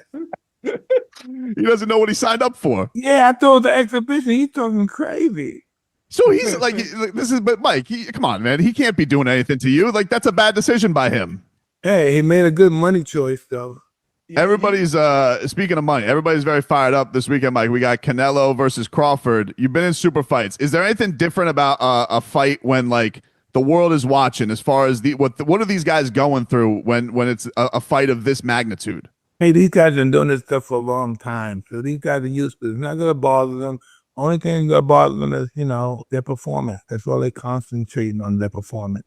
I kind of look at like, see, I'm a 90s guy, right? And when the heavyweights were strong and powerful, and now I got to look to the little guys. And it's a little bit right. And it's a little bit different for me when you look at the weight class that you dominated in the heavyweight, and how if you were a heavyweight champ, you were the baddest man in the world. And now we can't really do that now because we got pound for pound and all these things. Back in the day, it was you the heavyweight champ, you the baddest in the world. But this is what you have to understand. Boxing is turning to, it come from more of a macho sport to a business now. Right. I got so you. now it's about who could bring more. You don't have to be the best fighter, but you could bring more seats to the arena. That's what it counts now. Right. So the guy that talked the most trash, the guy that get the most eyes on him, it don't even matter whether he win or not. No, exactly. Right. That drives me crazy. Yeah. Come on. I found out in all businesses, not just boxing, you have to be a salesman. So, Mike, this whole experience, what's it going to be like for the people who get there to the Hard Rock Hotel for your show?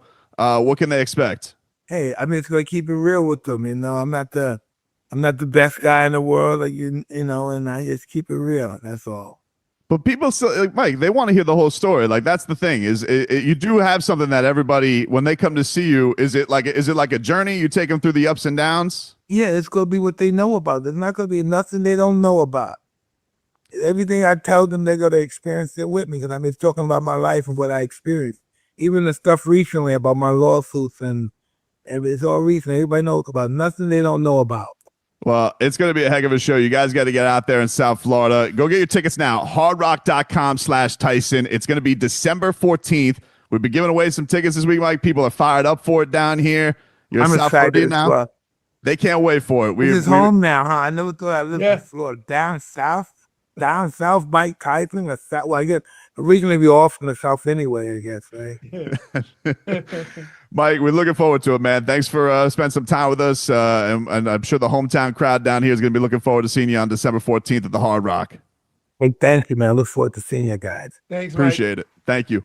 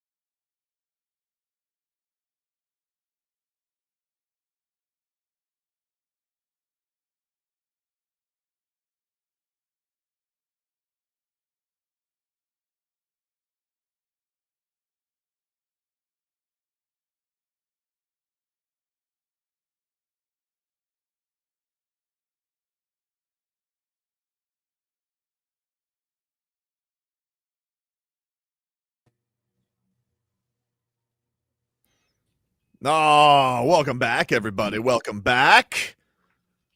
Tobin and Leroy here with you. Thanks again to Mike Tyson for giving us some time. That was fun yesterday, Leroy. It was like, hey, Vlad. And here's the crazy part. Like, normally, me and Tobin get to chit chat because we do interviews after the show on his link, on Tobin's link. We had their link. So, like, you go on, start, whatever. No prep, no nothing. Me and Tobin couldn't even see each other. Right? Yeah, we had to wait in the Zoom lobby. Right. That's a weird lobby to be waiting in. It is a weird lobby. I don't like waiting in the Zoom lobby. I don't like waiting in the Zoom lobby either. It's like going to the doctor's office. Hey, no, it's worse. You know why? Because you can't see the people you wait with. So I'm texting Tobin, hey, am I in? Do I need to do something? You on? He goes, it's not my link, dude. Not my link. It is weird. I was in a Zoom sales meeting last week, and I'm like with Dan Day, and I'm like, I see all these people, I'm like, talking to Dan, I'm like, Dan, is this the right meeting? Like, why is all these people here with us? Can they see what we're writing? Like, can they see us? Like, you start getting. Oh, you got to be careful in that private chat. You start getting anxiety because you're like, what's going on here? Yeah. So yeah, it was funny because we they didn't give us a ton of time with him, but we obviously appreciate the time they did give us with him. You know, he's a very busy man, but Leroy was like immediately like we saw that he was eating candy as we got onto the stream, and Leroy was asking about his candy. Like, we got to start, but he was loving it. He was like, they were talking about Now and Laters and Jolly Ranchers. Hey, wait, Vlad. Periodically, I have conversations with guests that take us to our childhood and away from Tobin's childhood. Oh, yeah. So we start talking about Now and Laters and Jolly Ranchers, and Tobin's just sitting there. But he was all like, we could have had a 10-minute conversation about that. But dude, he was very chipper yesterday. Yeah. Let me say this. I asked him what he was eating, and he said a gummy. And he said Jolly Rancher, but yeah, it got him jolly, but it wasn't no rancher. I told you. But yeah, that was probably one of the better ones we've had with him. Because sometimes, like, and no fault of his own, he's just that personality. He like after like an hour of doing this, he gets cranky. Yeah, he was up for it. Probably the perfect amount of time, you know, like 7 minutes, bing, bang, boom. You know what? Also, I think if he also recognized or remembers somebody that see, I could have went in conversation where we like you're a former athlete. He probably seen you play or knows of you. So it's like you remember the Cleveland bars, Leroy? Yeah. Let me just point out. Remember the story I told y'all about Bone Thugs? Yep. No, that was the night that we ran into Mike. Refresh Vlad on the story. So I went to the club. They say, one of the guys from Bone Thugs said, hey, man, come out with us. I was like, all right, cool. Right? So get in their car or whatever. We get to the club. And then there was an announcement that terrified the hell out of me. Hey, man, do they have a metal detector? Oh, man, they had to go unload in the back of the truck. I was like, oh, never again. But that was the same night we saw Mike because he had a place in Cleveland. So, yeah, and he was sitting in a corner, like sitting in a booth by himself, maybe with one other dude just chilling. Like, that's like, you ain't go up to Mike, you know? He just wanted his snacks yesterday. Yeah, but it was good to see him like almost energized. By the way, I love how all old men eat snacks the same way. With putting it into they doing dice. They doing dice. So like, yo, is that Leroy? Like it was like Leroy eating when Leroy comes back from break with snacks in his hand. Like, yeah, you gotta shake him up. I kind of want to know Vlad, you know why you shake him up? So you can get one individual. Like you basically like a Pez, like your hand working like a Pez dispenser. So you shake it up and then you get one. Powerball. Right, you get one.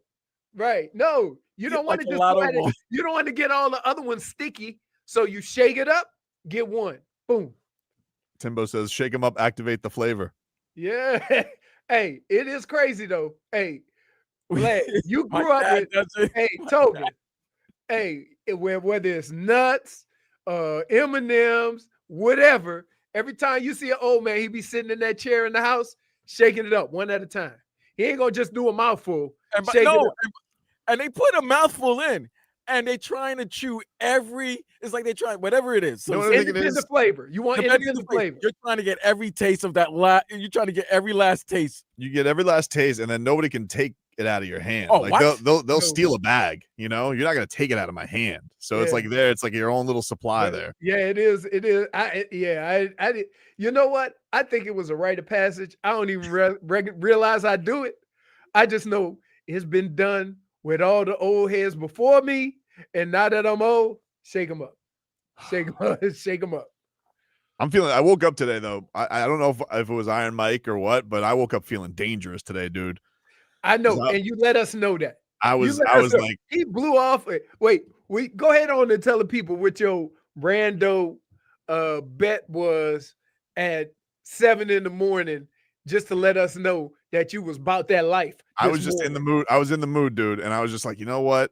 I was watching. We had the interview yesterday with Mike. By the way, I thought we were gonna get knocked. I thought I was gonna get knocked off there, dude. It was storming so bad next to my house when that was going on, and all of a sudden, like as the interview's going on, it was like Thor was right outside my window. It was like, I was like, oh, I'm off. Like I'm like, am I here? Am I still here? Hey, I thought for sure I was getting knocked offline. Thank God I got that good internet. They fixed my internet. No blinking internet. They had to change. Dude, he told me the box. So the main box where the main internet is set up and then they wire from there is down down the block. So he had to go check like 100, 200 feet of wire. That was fine. Then they have a local box in front of my house. And he said the little converter that plugs in there and then goes to my house, he said it's like 12 years old. Oh, geez. So he had to update that box. And once he did that, I got that ironclad internet. Nah, dog, I am. But so I did that, and then I was watching the countdown, and I just was like watching this Terence Crawford, and I can't help it. And I was just like, I'm betting on him to knock him out. I'm betting on Terence Crawford to knock Canelo out. Knock him out. I'd put it on him to knock him out, Vlad. How much is that? How much? 7-1. Can I just say this, Vlad? Going up in 2 weight classes, think about knocking the bigger guy out. That's not even the worst part. Ever since we've been talking about this fight, this man has said to me 1,000 times, Crawford may be able to piece him up, but he cannot knock Canelo out. Is this not accurate? I have felt that, yes. So just no, not felt. I have said that, and I've said that. And so just imagine my surprise when I get up in the morning and read old Froggy shooting out the text, Terence Crawford gonna knock him out. I felt dangerous. Every conversation we have had, dangerous. He has emphasized that point to know it. There's no way Terence Crawford is gonna knock Canelo out. But I will say this though, Leroy. That Terence Crawford's performance against Errol Spence scares everybody in the world. Like even great boxing analysts. You had Martin Bader here, Tobin, he knows this sport very well. I was there. It terrified me. It's still fresh in people's mind. Like we haven't seen Errol's fam. We have not seen Errol Spence since. Dude, I'm telling you, we were there live and we kept looking at each other going, I cannot believe how he is piecing one of the best boxers in the world up like this. To the point where at the end of he was being merciful towards the end of the fight. Right. Like, he really could have put more pain in that man. But he was just nice. He was nice. He was just, You know what happens though? When it gets to that point, you know you want to fight. You don't want to engage in anything that could get you hit by a wild punch. And I think Crawford is smart enough to recognize that. But it ain't stopping from piecing him up. Errol Spence could have given him a wild punch to save his life that night. Dude, So, he really was. It was amazing. so that's and still in your mind, like right now. it's definitely still in my. It's still in my mind. Right. I was like, even walking back, I was like, yeah, you remember that? Like, he was like Spence, bigger than him. He's like never been stopped. 2 undefeateds, and I'm like, and it's just like he walked into that ring with a mission. And and there are a couple things about Canelo that have concerned me in his last performances. I just feel like he's very rich. Okay, he's very rich, and Crawford. Not as rich as Canelo. No, Canelo. Yeah, but he's Alabama rich. No, but Canelo is. He's Omaha rich. Canelo Omaha is, rich. I want to hear Omaha Canelo rich. speak English rich. That's how rich Canelo is. I saw Canelo. Canelo was doing the Mayweather to start this, and he's like, he's watch shopping, and he goes, that one's 900,000, and that one's $1.5 million. I'd take them both. I'm like, oh man. Now it's not that Canelo's not going to work hard. I'm sure he's going to work hard, right? But I felt to me like this is kind of his last hoorah, you know? Like I think this is going to be. Grab. Yeah, because I don't think he's going to fight David Benavidez, and I don't think he's going to fight Dimitri Bivol. And the other thing is, I've seen him lose. I've seen him lose to very good boxers. When he went up. Yes, but so why? But also Golovkin. Canelo was like the best in the world, and he moved up, and it didn't work out. Now you saying, but Crawford can move up 2 weight classes? Yeah, because I just think that he's that good a boxer. I just do. And he's strong. We thought Canelo was. I know. But I'm telling you, look, it's also 7-1. Like I'm throwing it because there's some good juice on it. It's better than anytime touchdown, Julian Hill. Definitely. Although I was thinking about parlaying that with an anytime touchdown. You know, maybe if I go, Terence Crawford. Who else you gonna throw it to? And you only got 1.5 tight ends. Fair point. Because all the guys you done brought in that can't play and the guys you let go. So between Tanner Connor and Julian Hill, somebody got to catch a touchdown. C. Dallas says Canelo's going to outclass him. Crawford can win, though. Look, Canelo he's got to really hurt him. Like Canelo is not going to outbox Crawford. I don't think so. I don't think so. Vlad, what I saw this man do to Errol Spence. Me and Tobin, as this fight was going on, I cannot believe what I'm seeing here. It's like, okay, it would be the equivalent. All right, you know what it would be like? The Giants beating the Patriots? No, because those two. No, listen, Errol and they were the top 2 fighters in the world at that time. And but one guy is so much better than the second best fighter in the world. Mm-hmm. So I got you. The distance between the best fighter and the second fighter in the world is like golf. When Tiger was number 1, the difference he had between him and number 2 was greater than 2 to 100. Right. Yeah. And that's what I think when you guys are looking, everybody had the same sentiment. Like you're looking at I was at a watch party. I'm like, we're looking at each other like, yo, is Bud really that much better than Errol Spence that he's putting that much of a beating on him? It was crazy, dude. So yeah, I can understand you guys feeling that. I also think if Bud wins this, his legacy solidified forever. Yep. Canelo doesn't.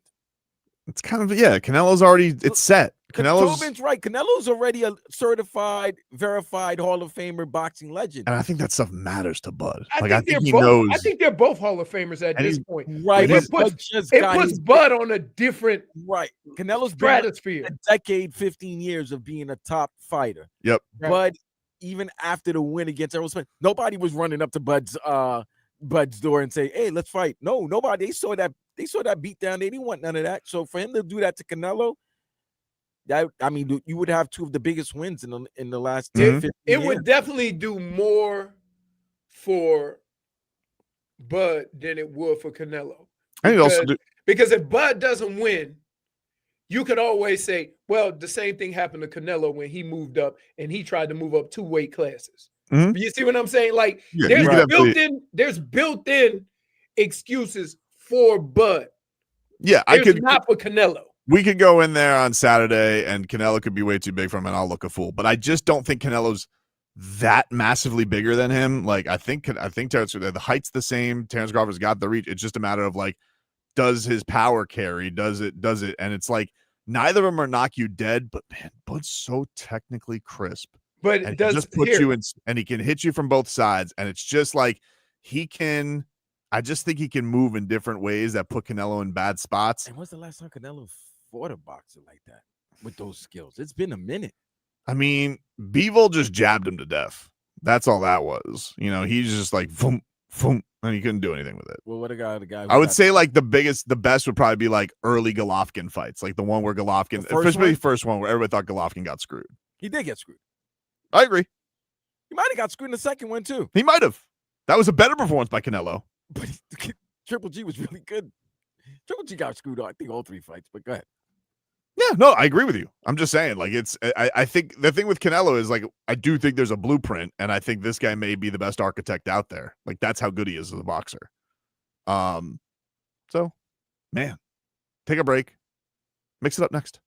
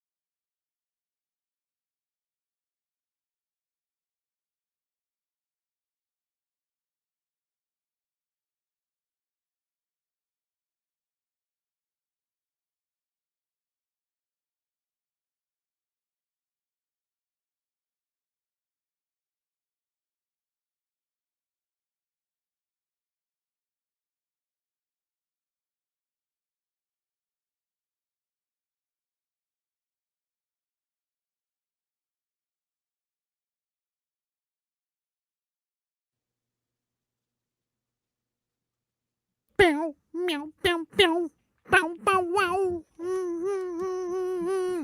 Oh, hello, Jennifer. Hello. How are you today here on this lovely Friday? It's a lovely Friday. A lovely Vice Not Friday. down here, it's not. It's getting ready to rain. If it Oh, hasn't it's already. torrential down here right now, dude. Really? Oh, Wait. If it's gonna be like this tomorrow afternoon, I don't know about getting wet and watching South Florida Bulls. I don't know. It feels like it's this every day right now. It's just ridiculous. Every day there's just a torrential storm going on. And let's see. 70% rain tomorrow, Vlad, for Miami Gardens. I mean, it's 70% all the time. Fair point. Let's get to the mixed bag here. And we can coincide that with a little 15 minutes of Game Day Uncensored, which is brought to you by the Lexus DX. It's experience amazing at your Lexus dealer. Tua, he got into, some people thought that Tua was a little bit in his feelings this past week because when he said, when he was told he has turnovers in bunches, he says, That's crazy. That's crazy. It's a crazy thing to say. Yo. Well, he was asked about getting in his feelings. And, this is how that went. There was an exchange that got a lot of traction on social media regarding the turnovers and bunches thing. Mm-hmm. Now that you've had time to think about it, do you stand by what you said, or is there anything you would like to modify? Well, saying what? I don't know what you're referring to. Well, your quote, I believe, was something to the effect of how you didn't get that you would be asked why you turned the ball over in bunches. That I said it was crazy that I turned the ball over in bunches? You were questioning why you were being asked that question. I don't think I questioned it. I thought I said it was crazy. Yeah. So I think that's two different things with questioning it. But it's not like I look to go out there and throw interceptions, It's not like we look to go and turn the ball over or, fail on a certain play. So, yeah. So I guess my question really is, though, your reaction that is crazy, is you stand by that, then I take it? Well, yeah, I just answered that. I just said I'm not looking to go out there and throw interceptions. We're looking to go out there and complete passes, get the right plays. Yeah, I mean, I don't know how else you want me to answer that. That was painful. Easy. Do you think it was crazy of what Omar Kelly asked you? Yes or no? He was trying, Hal didn't ask him anything crazy. Hal asked him, hey, you made a comment about a question that was asked to you. Now that you have time to think about it, do you feel that it's crazy? Yes or no? That's it. I mean, he kind of still said yes. Then just say it. Why would? But he did. He said he said it was. I kind of thought that the question was asked weird though. I didn't think it was asked very concisely, because it's one of those things. It's not like Tua said anything offensive to Omar. He took offense to what Omar said, which was a little strange. But it's not like he told Omar to go bleep himself. But the fact of the matter is, he was looking at Omar how dare you ask me this question? That's crazy for you to ask me that question when it's not a crazy question to ask. So then I would say, do you think it's a crazy thing to take offense of?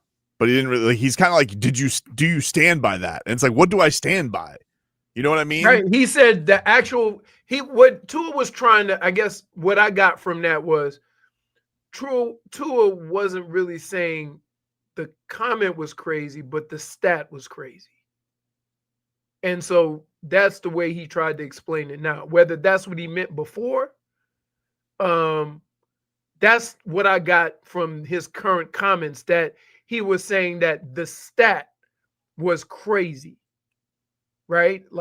Wow, that's crazy, right? Because, again, you think Tua was aware of that before Omar brought it up? No, I don't think he was. Right. I don't think he was. But so I also him responding to it, saying that was crazy, people took the question as being crazy. Then when the next guy asked the question to follow up, today or yesterday, I think he kind of tried to say no. He was saying the stat was crazy. Yeah, it definitely was. It was definitely all weird. That was it was weird, that was a but strange like, exchange. Yeah, man. Like, Let's hear from I would say it's very frustrating for like if somebody comes at you and they would say, "Hey, you fumbled twice in the last 3 games." I'm like, okay, like I don't like to just like, what do you want me to say? I'm not trying to fumble, but to like, thank you for bringing up the worst possible for things that I'm doing on a football field. Like, I don't know how. Let me ask you this, Vlad. How would any of us respond to any question along those lines during the course of anything, regardless of who you are or what you do? Like, we can all, what we do as fans, here's what we do as fans, right? We try to exclude ourselves from that. And I'd say, don't exclude yourself. Just understand why a player would be kind of standoffish or kind of, from my perspective on it, it's like, okay, it's not like Tua said anything mean. It's like, okay, he was bothered by the question. Fine.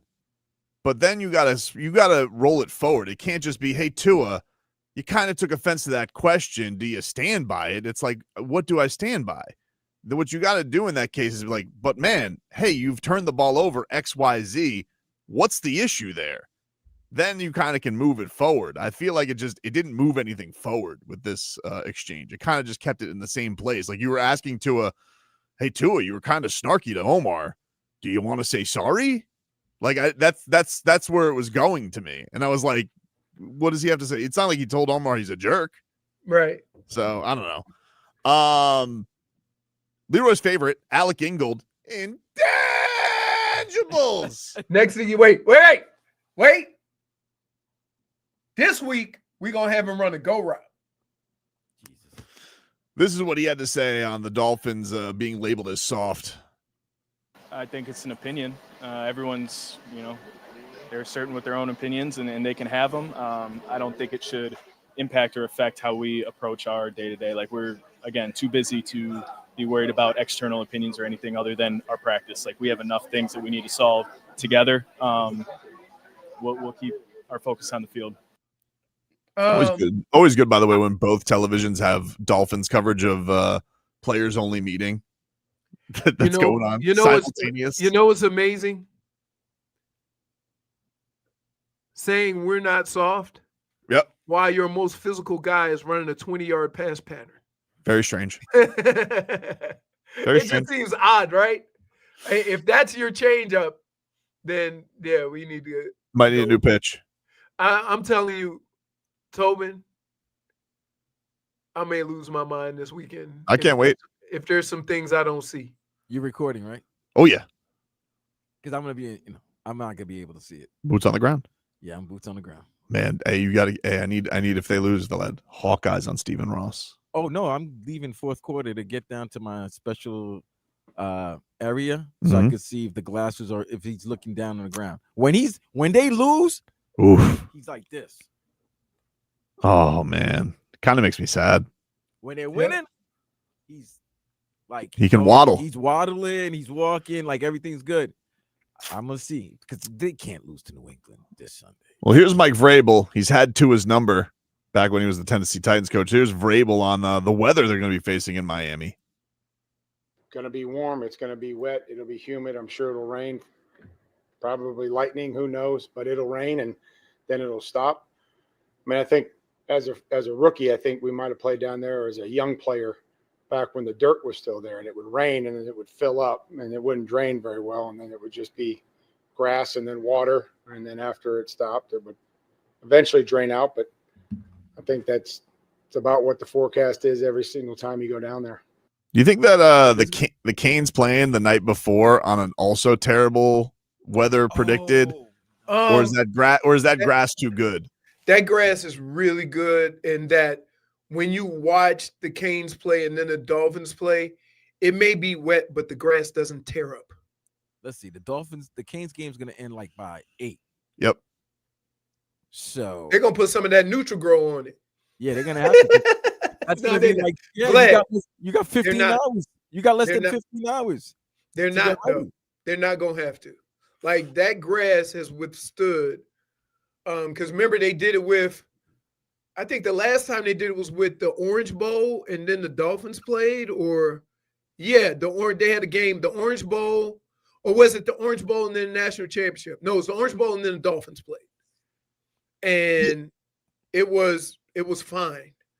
I just think that's good grass. That's his own grass. He bought a grass farm. Yep. He bought a grass farm. So, yeah, I think they'll be fine. You know what? This have the likelihood of being. There's gonna be a weather delay during this Dolphin Patriots game. For lightning? It might not be. It might probably gonna be one with the Canes too. I'm saying, yeah, none of because it happened in Jacksonville this past Sunday. So I think yeah. So one of these games is gonna have a weather delay. Crazy. Can I just tell you, of all the things to play football, the weather delay is the worst because you got your mind in a certain place, and then you got to start all over again. You got to stretch. You got to go out there and run around. You already burned a whole bunch of energy. And let's keep in mind, Leroy has not had a snack since 7 in the morning. I said, hey, we had a rain delay one time. They go, I said, the coach said, how's everybody feel? I said, orange slices ain't gonna do it. Somebody need to go get me something. Dude, I ain't gonna lie. That is the mixed bag. My whole routine is off. That is the mixed bag. We'll take a break. More to come here on the show. Back after this.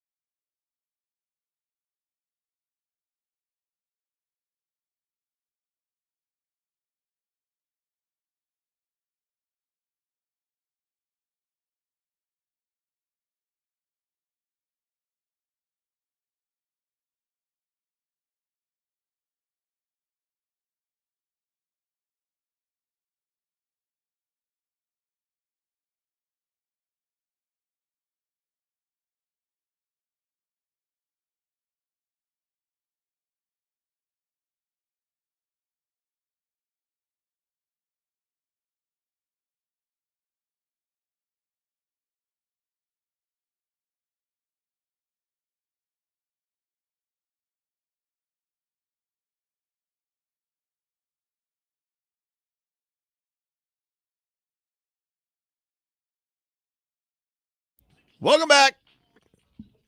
Tobin and Leroy here with you on 104.3 FM, WQAM.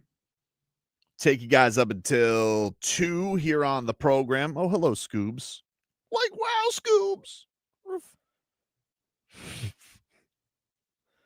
He says hi back. Thank you, Scooby. I'm sorry. I'm sorry you don't have your jersey that you like having on today so much, because we know how much you love wearing clothes. He does. No, he does. No, he doesn't. He really does. I don't believe it. Okay, well, that's fine. I know the truth. Let us get to our headlines, brought to you by Doral Kia, home of the Pricito, our lowest price. Visit us at Doral Kia or DoralKia.com, as the Miami Dolphins are going to be taking on the New England Patriots. Game Day Uncensored comes your way 9 a.m. on Sunday morning. Myself, Alejandro Solana. Of course, we'll have Omar Kelly stop by, get you ready for all the action, and, of course, set you up for all your reaction on Game Day Uncensored post-game edition. Is Dan Day still on his journey, or who's on? Do you know who's on? Are you on, Vlad? Who the hell's doing post-game? I can't be on it. Your boots on the ground. My boots on the ground. So is it Dono this week? I believe it might be Dono, maybe Frog Boy. I don't know. It's one of the two. Where is he just off on travels this Dan Day? Dan, the last so used to him not being here. I know, that's why it's either Dan or myself. He's vlogging. Yeah, he is vlogging. He is vlogging from the mountains, and I love every second of it. We're the Tobys of this place, the Kunta and Tobys of this place. He's having a great time with his gal, and they're just sightseeing. They're sightseeing. They're discovering nature. They're discovering nature. They're discovering the wild. They're being one with Mother Nature. So he's backpacking. He's been backpacking. Yes. Good for him. All right. Well, He deserves a time off. Nobody deserves a break more than that guy. That is for sure. There's no question about that. Sports Talk on WQAM, by the way, brought to you by Paramount Plus. You can't count on much, but you can always count on Sundays with the NFL on CBS and Paramount Plus. Stream your local NFL game live every Sunday and all season long, starting at just $30 for your first year. That's like $2.50 a month. Visit ParamountPlus.com/NFL to get started today. I gotta ask Jay Fick, did you steal that shirt from your dad? No, I got this at a boat show. Oh, okay. All right. Canes does not fit in this. That's fair. Canes, they get going tomorrow against South Florida. Kickoff is scheduled for 4:30. Coverage and countdown to kickoff begins at noon, high noon here tomorrow with Hollywood and Ryan Monroe. They will get you set for Canes and Bulls tomorrow. Canes 18-point favorites or 17.5, depending on what book you're at. So we'll get that going. We spoke to Will Blackmon. He's on the call tomorrow for CW. If you guys missed that, you can get the Tobin and Leroy podcast and see what he had to say about it and all the breakdown of that. He's also very worried about the Dolphins, by the way. He was everybody, it's funny because it's like everybody just wants to pop in and be like, let me tell you how concerned I am about the Dolphins. Woof. Well, here's the problem. And I tried to explain it. Not always the case, but when you see team meeting, right, you automatically assume something is awry or something went wrong. You know what I mean? And that in itself is troubling to people. Well, what I would say is, if y'all so damn close, you shouldn't need a team meeting. You should be able to walk up to the person and say, yo, I need more out of you. Yep. If y'all so close, but here's the problem. And I'm going to tell you what the problem is. Everybody has a person in their group. They're afraid of their emotions, right? You go out to a club with a group of friends, there's always that one person. I hope so-and-so's feeling okay. She can make everybody else miserable. Well, when the Dolphins go play football, there's that guy. We all know who he is, right? And so you all go into the game saying, man, I hope Tyreek does this. I hope Tyreek does that. So he's in a good mood, right? That's the hardest part to deal with, believe it or not. Yeah, we haven't heard from Tyreek this week, have we? That's I'm surprised. Well, because let me tell you this. I know, Probably obviously not, because you got so many other juicy things to talk about. When you run out of stuff, they'll go to Tyreek. Yeah, I'm sure he wants to lay low this week with all the stuff on TMZ this week as well. I don't know. I mean, there is practice. Maybe he'll speak after practice today. So we'll see. Yep. We'll see. We'll keep an eye on it. Mike McDaniel spoke for 30 minutes. And I was like, oh my God. 30 minutes. I just looked at that and I was like, the longest 30 minutes ever.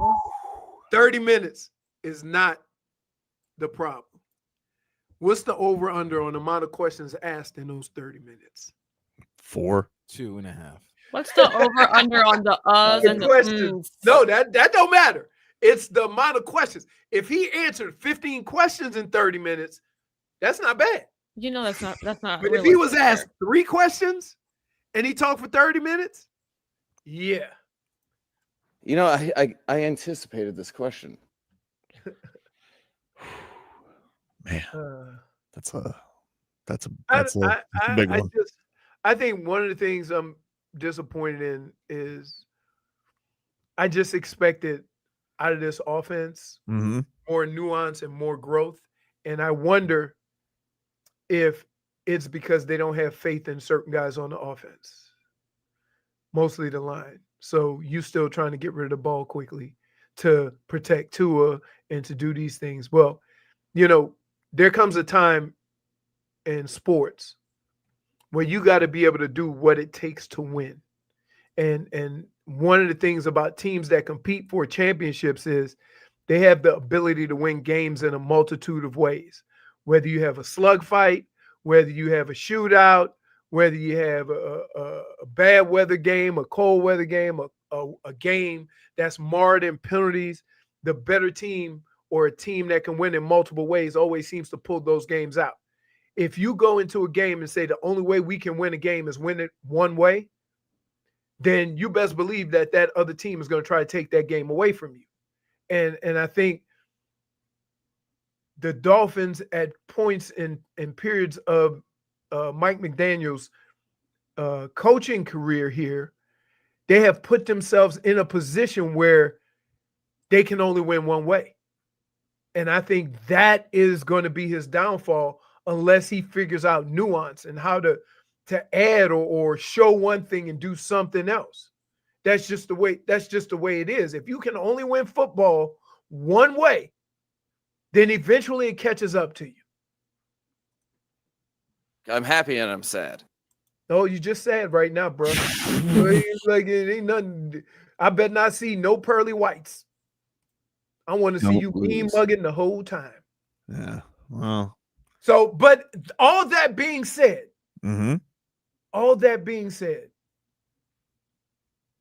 I don't believe they don't have the talent to do the things that I'm talking about. Especially to win this game. I mean, if they were taking, I mean, like, look, we'll cross the bridge when it comes to it when we got to take on the executioner on Thursday. You know, that's another story for another day. Hey, I mean, if there's somehow the Dolphins can win both these games, which they won't, but if there's somehow the Dolphins can win both these games, then yes, you'll forget all about week one. It can be an elixir for at least they played here. They played so bad that we can't just go week one. Yeah. We can go week one with Kansas City. We can go week one with Baltimore. Like, there's teams you could go, it's just week one. But they played so poorly that we have already hit the little red button and start panicking. And really, we know damn well we shouldn't be. But it's terrifying. We'll take a break. Back with more after this.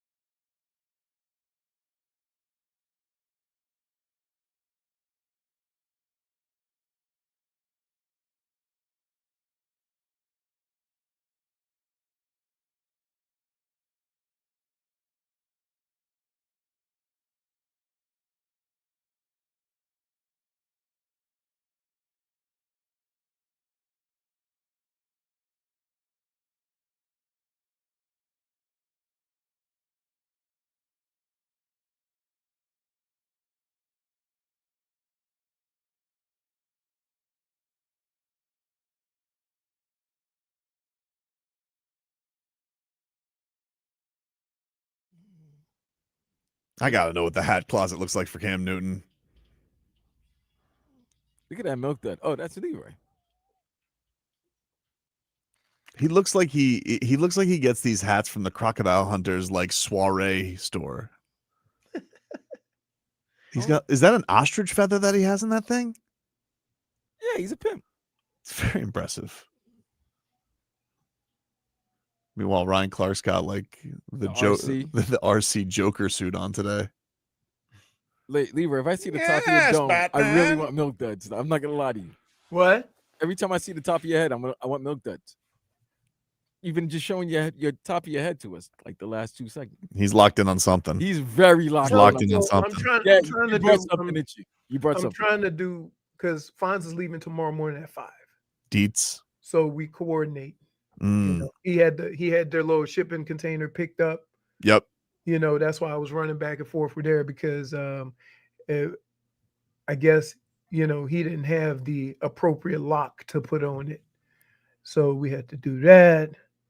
And then they were outside. He was outside washing the cars or whatever. And Tic Tac, Kaori was in the room.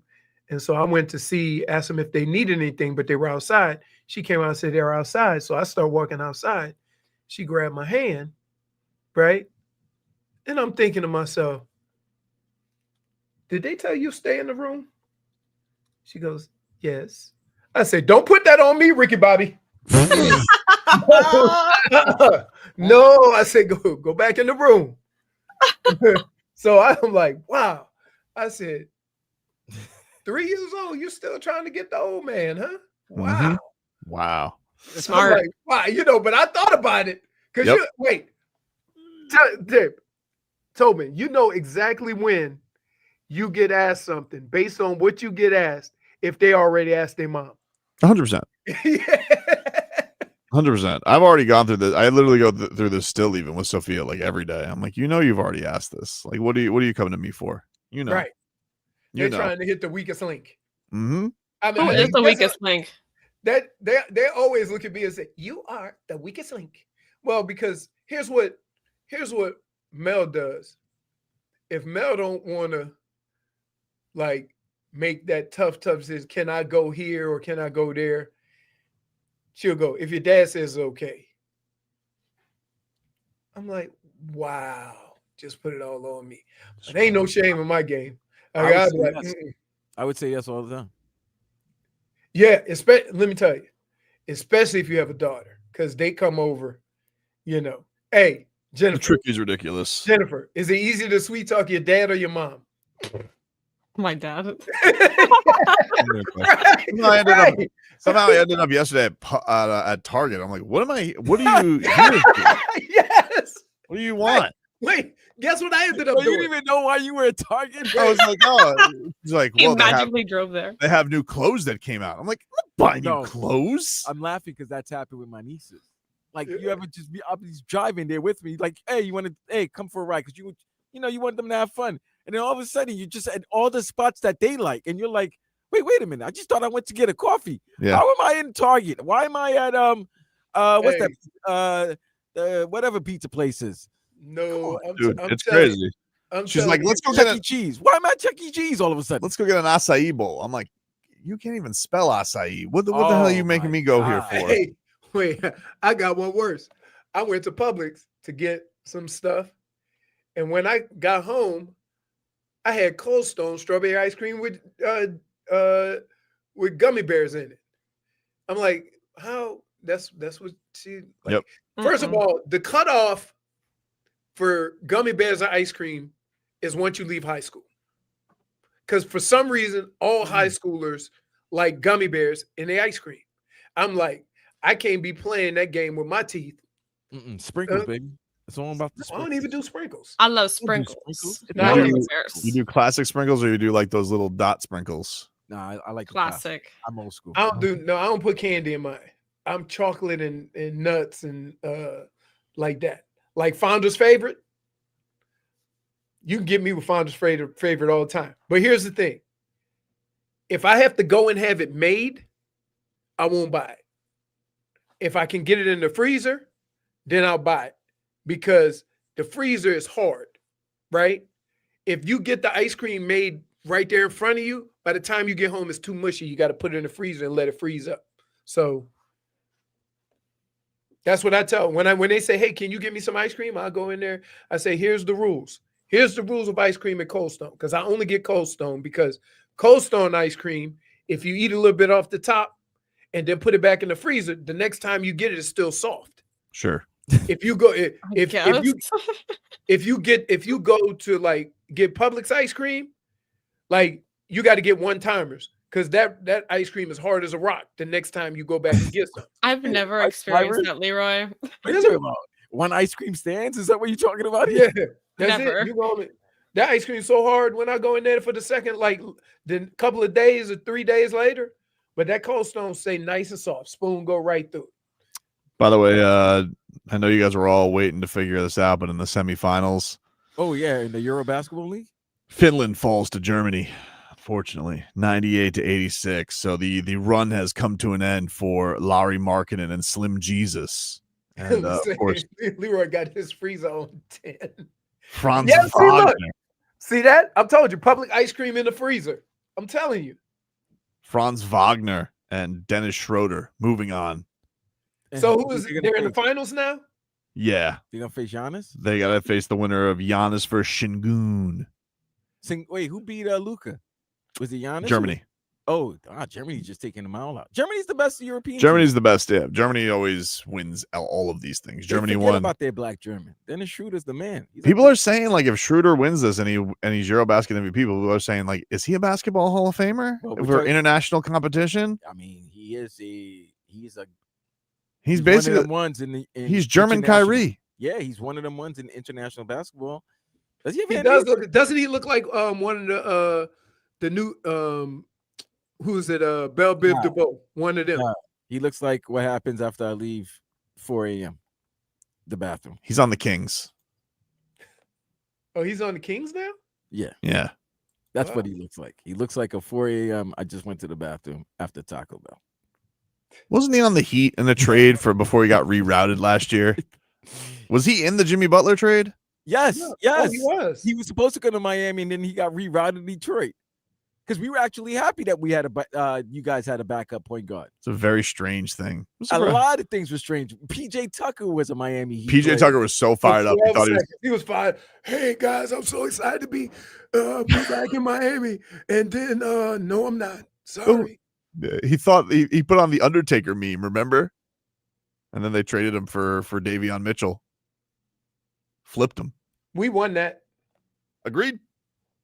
We won that trade. Agreed. We won that trade. So Jennifer, Vlad, what y'all got planned this weekend? What's up? You gonna watch the Canes game? Jennifer, we know sometimes you and your little cronies, y'all have like side quests and all that stuff where y'all doing things and Yeah, you go the in the game Canes just game or allude you got a mosh pit to go to. concert, something. Birdcage. So I am planning a concert. It is not for this weekend, though. I know some. I have Who 2 to you 3 go- concerts I'm planning for right now. Who you going to see? Do we know him? Blood of the Lamb? Skull Basher? That one, especially that one. I think. I don't know. I guess we'll find out. We'll find out. Well, speaking of concerts, Don't we have one to give away? We do have tickets to give away. Why don't you reach into those boots, Jennifer? I don't have one, but I'll reach into my little All right. cauldron. Scooby's boots. Reach into his. Scooby's paws. Caller number 3 will be the winner of All the right. tickets today. Caller 3 to 305-567-0560 is going to win a pair of tickets as J-Fig has a last pair for Hardy, who's bringing his Jim Bob World Tour to the I Think Financial Amphitheater on September 20th with special guests Co Wetzel, Stephen Wilson Jr., and Sycaris. So that is last bell. Caller 3 gets those tickets today. It's a Live Nation show. For more info, that's the word. Go to WQAM.com. And while we're at it, if you guys want a chance to have a Pro Bowl Miami football player come and visit an elementary school of your choice, it could happen. It's WQAM's MVP experience with the Dolphins. Zach, sealer it on up. He's going to go to a school. Once you go, all you got to do is he's on board to speak at a school. You go to WQM.com, enter an elementary school in Broward or Dade for your chance to get a visit from Zach Sealer, where he'll speak to the students and more. Teach them how to be a man or a little lady who can wrangle a bull and a quarterback, as long as they don't play for the Indianapolis Colts. I think what if the kids start asking him hard pressing questions? Kids don't care. Kids don't care. Kids don't care. They don't, you know what kids don't have? A filter. They don't have a conscience. If they want to know something, they ask. If somebody is big, they let you know because they haven't figured out the rules of kind of BSing Reading yet. the room. Also. Right. No, they don't read the room. They go, no. Hey, why are you so big? He's a giant. Why can't Tua throw to the right receiver? Why does Tua not know which team to throw to? Yeah. Why does your coach look like my friend? Why me and your coach the same size? And he wear my onesie? How come your offensive line can't protect anyone? Why? And you know who he looks like in that picture? What? Limu Emu. No, Limu. He does. He looks like Mark Anthony stressed out like 3 days, like J-Lo when he was married to J-Lo. Compared to Mark Anthony, Anthony, he's swole. Yeah, I don't know, man. Mark Anthony is skinny. They both look like Skeletor. What? That is correct, Mike. Yeah, they both look Now, like Skeletor. you know what? If they go out and play well this week, yep, we'll take a deep breath and reset and say until they get their ass handed to them next Thursday. All we can do is this week. Now, here's my question. If that many guys got hurt in week 1, what the hell's going to happen in week 2 and then come back on week 3? Not great. Right. Not great. I mean, the way they holding on to Darren Waller, he better come and be like all pro. Darren Waller's not going to be a Dolphin come Monday, right? Wow, dude! If he, I already said Vlad. On Monday, I already said it. Well, like, you already the way Mike McDaniel, the way Mike McDaniel talking like he don't know. Basically, he's tired of saying the nice things about him. Right. Sick of it. It's like, why do we got to keep making this a thing? You know, every single week going to be asked about this. Exactly. Like you didn't play football for a year and some change, and we still wondering if you ready to play. You got to go have a My talk about question that. is, why couldn't you figure out they wasn't ready to play before? Oh, I don't know. But it's a frustrating one. That's for sure. Mm-hmm. Absolutely frustrating. So crazy times, man. We'll take a break coming on up. When we come back, if you guys missed it, the legend, Mike Tyson. He joined us early in the show, but if you missed it, talked about his upcoming show at the Hard Rock. Gummy Sounds Bears. like a great time. Sounds like a great time. December 14th. Yes. By the way, if you guys want to win tickets to that, you guys can text the word champ to 20357. Text champ to 20357. You guys can get more information at WQAM.com. You can also go to hardrock.com/Tyson to buy tickets. It's text contest. Misses and data rates may apply. Don't text and drive. But if you want to win tickets to his Return of the Mike show at the Seminole Hard Rock Hotel and Casino this December 14th, you guys can text the word champ to 20357. Mike Tyson. He joins us next.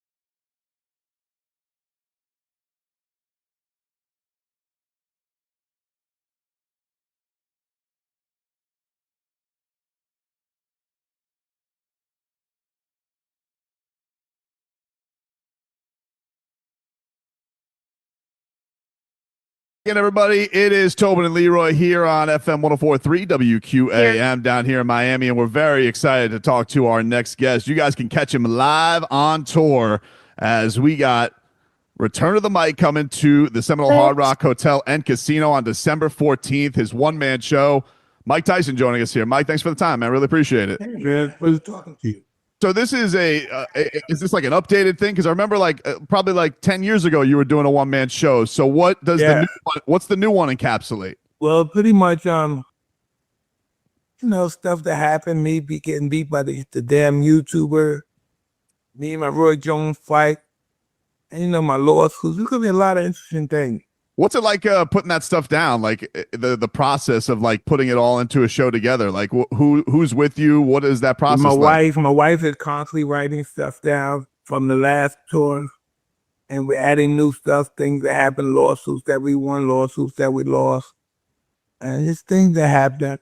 You seem to be in a better place now to tell this story and to tell the stories and the things that you have gone through since the last one-man show. Hey, man, I like laughing at myself. You really think that sometimes I get this ego when I start looking at my stuff and material thing, and I forget that I'm just an idiot. We get sometimes. Like, what's the rush like as far as like performing for people and telling them your story as opposed to fighting? Like, what is it? Is it a different rush? Is it similar? Yeah, it's just it's my story. It's me just telling my story. I got you captivated. It's really therapeutic. Yeah, and I get a lot of therapy from it. Well, you guys can get your tickets. They're on sale now. hardrock.com/Tyson. And he's actually going to be, it says you're going to be shooting a special while you're down here in South Florida. Was there a particular reason South Florida was the choice? So he shooting for a television show. I don't know who's buying it, but it'll be for a television show. It'll be like the first home.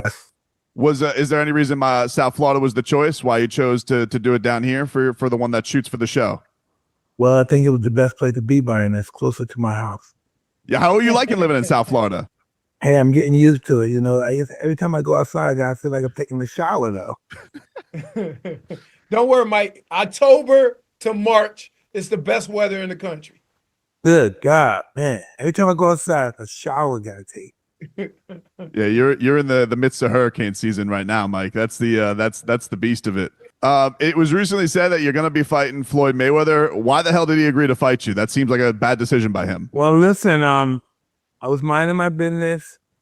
I'm flying my birds, tending to my children, and he's the one. He came with the sign. His name was on the contract signed already, and he was talking really bad and nasty to me. And so I was like, God damn! I thought we were friends. He talking crazy. He's all right. That's got to be such a cool thing for boxing fans, though, Mike, to have two of the all-time legends in there. Are you excited just to see the thing of that, like it was with you and Roy? Nah, man, we want to get him, man. What are you talking about? Stop talking crazy, like kick his ass. He doesn't know what he signed up for. Yeah, I thought the exhibition. He's talking crazy. So he's like, but Mike, come on, man. He can't be doing anything to you. Like, that's a bad decision by him. Hey, he made a good money choice, though. Everybody's speaking of money, everybody's very fired up this weekend, Mike. We got Canelo versus Crawford. You've been in super fights. Is there anything different about a fight when like the world is watching, as far as what are these guys going through when it's a fight of this magnitude? Hey, these guys have been doing this stuff for a long time, so these guys are used to it. It's not gonna bother them. Only thing that bothers them is, their performance. That's all they're concentrating on, their performance. I kind of look at like, see, I'm a 90s guy, right? And when the heavyweights were strong and powerful, and now I got to look to the little guys. And it's a little right, and it's a little bit different for me when you look at the weight class that you dominated in the heavyweight, and how if you were a heavyweight champ, you were the baddest man in the world. And now we can't really do that now because we got pound for pound and all these things. Back in the day, it was you the heavyweight champ, you the baddest in the world. But this is what you have to understand. Boxing is turning to, it come from more of a macho sport to a business now. Right. I got so now it's about who could bring more. You don't have to be the best fighter, but you could bring more seats to the arena. That's what it counts now. Right. So the guy that talked the most trash, the guy that get the most eyes on him, it don't even matter whether he win or not. No, exactly. That drives me crazy. Yeah. Come on. I found out in all businesses, not just boxing, you have to get salesmen. So, Mike, this whole experience, what's it going to be like for the people who get there to the Hard Rock Hotel for your show? What can they expect? Hey, I mean, it's going to keep it real with them. You know, I'm not the best guy in the world, like you know, and I just keep it real. That's all. But people still, like, Mike, they want to hear the whole story. Like, that's the thing is you do have something that everybody, when they come to see you, is it like a journey? You take them through the ups and downs? Yeah, it's going to be what they know about. There's not going to be nothing they don't know about. Everything I tell them, they're going to experience it with me because I'm talking about my life and what I experienced. Even the stuff recently about my lawsuits and it's all recent. Everybody knows about nothing they don't know about. Well, it's going to be a heck of a show. You guys got to get out there in South Florida. Go get your tickets now. hardrock.com/Tyson. It's going to be December 14th. We've been giving away some tickets this week, Mike. People are fired up for it down here. You're I'm in South excited Florida now. well. They can't wait for it. This is home now, huh? I never thought I lived in Florida. Down south, Mike Tyson. Well, I guess originally we were all from the South anyway, I guess, right? Mike, we're looking forward to it, man. Thanks for spending some time with us. And I'm sure the hometown crowd down here is going to be looking forward to seeing you on December 14th at the Hard Rock. Hey, thank you, man. I look forward to seeing you guys. Thanks, Appreciate it. Thank you.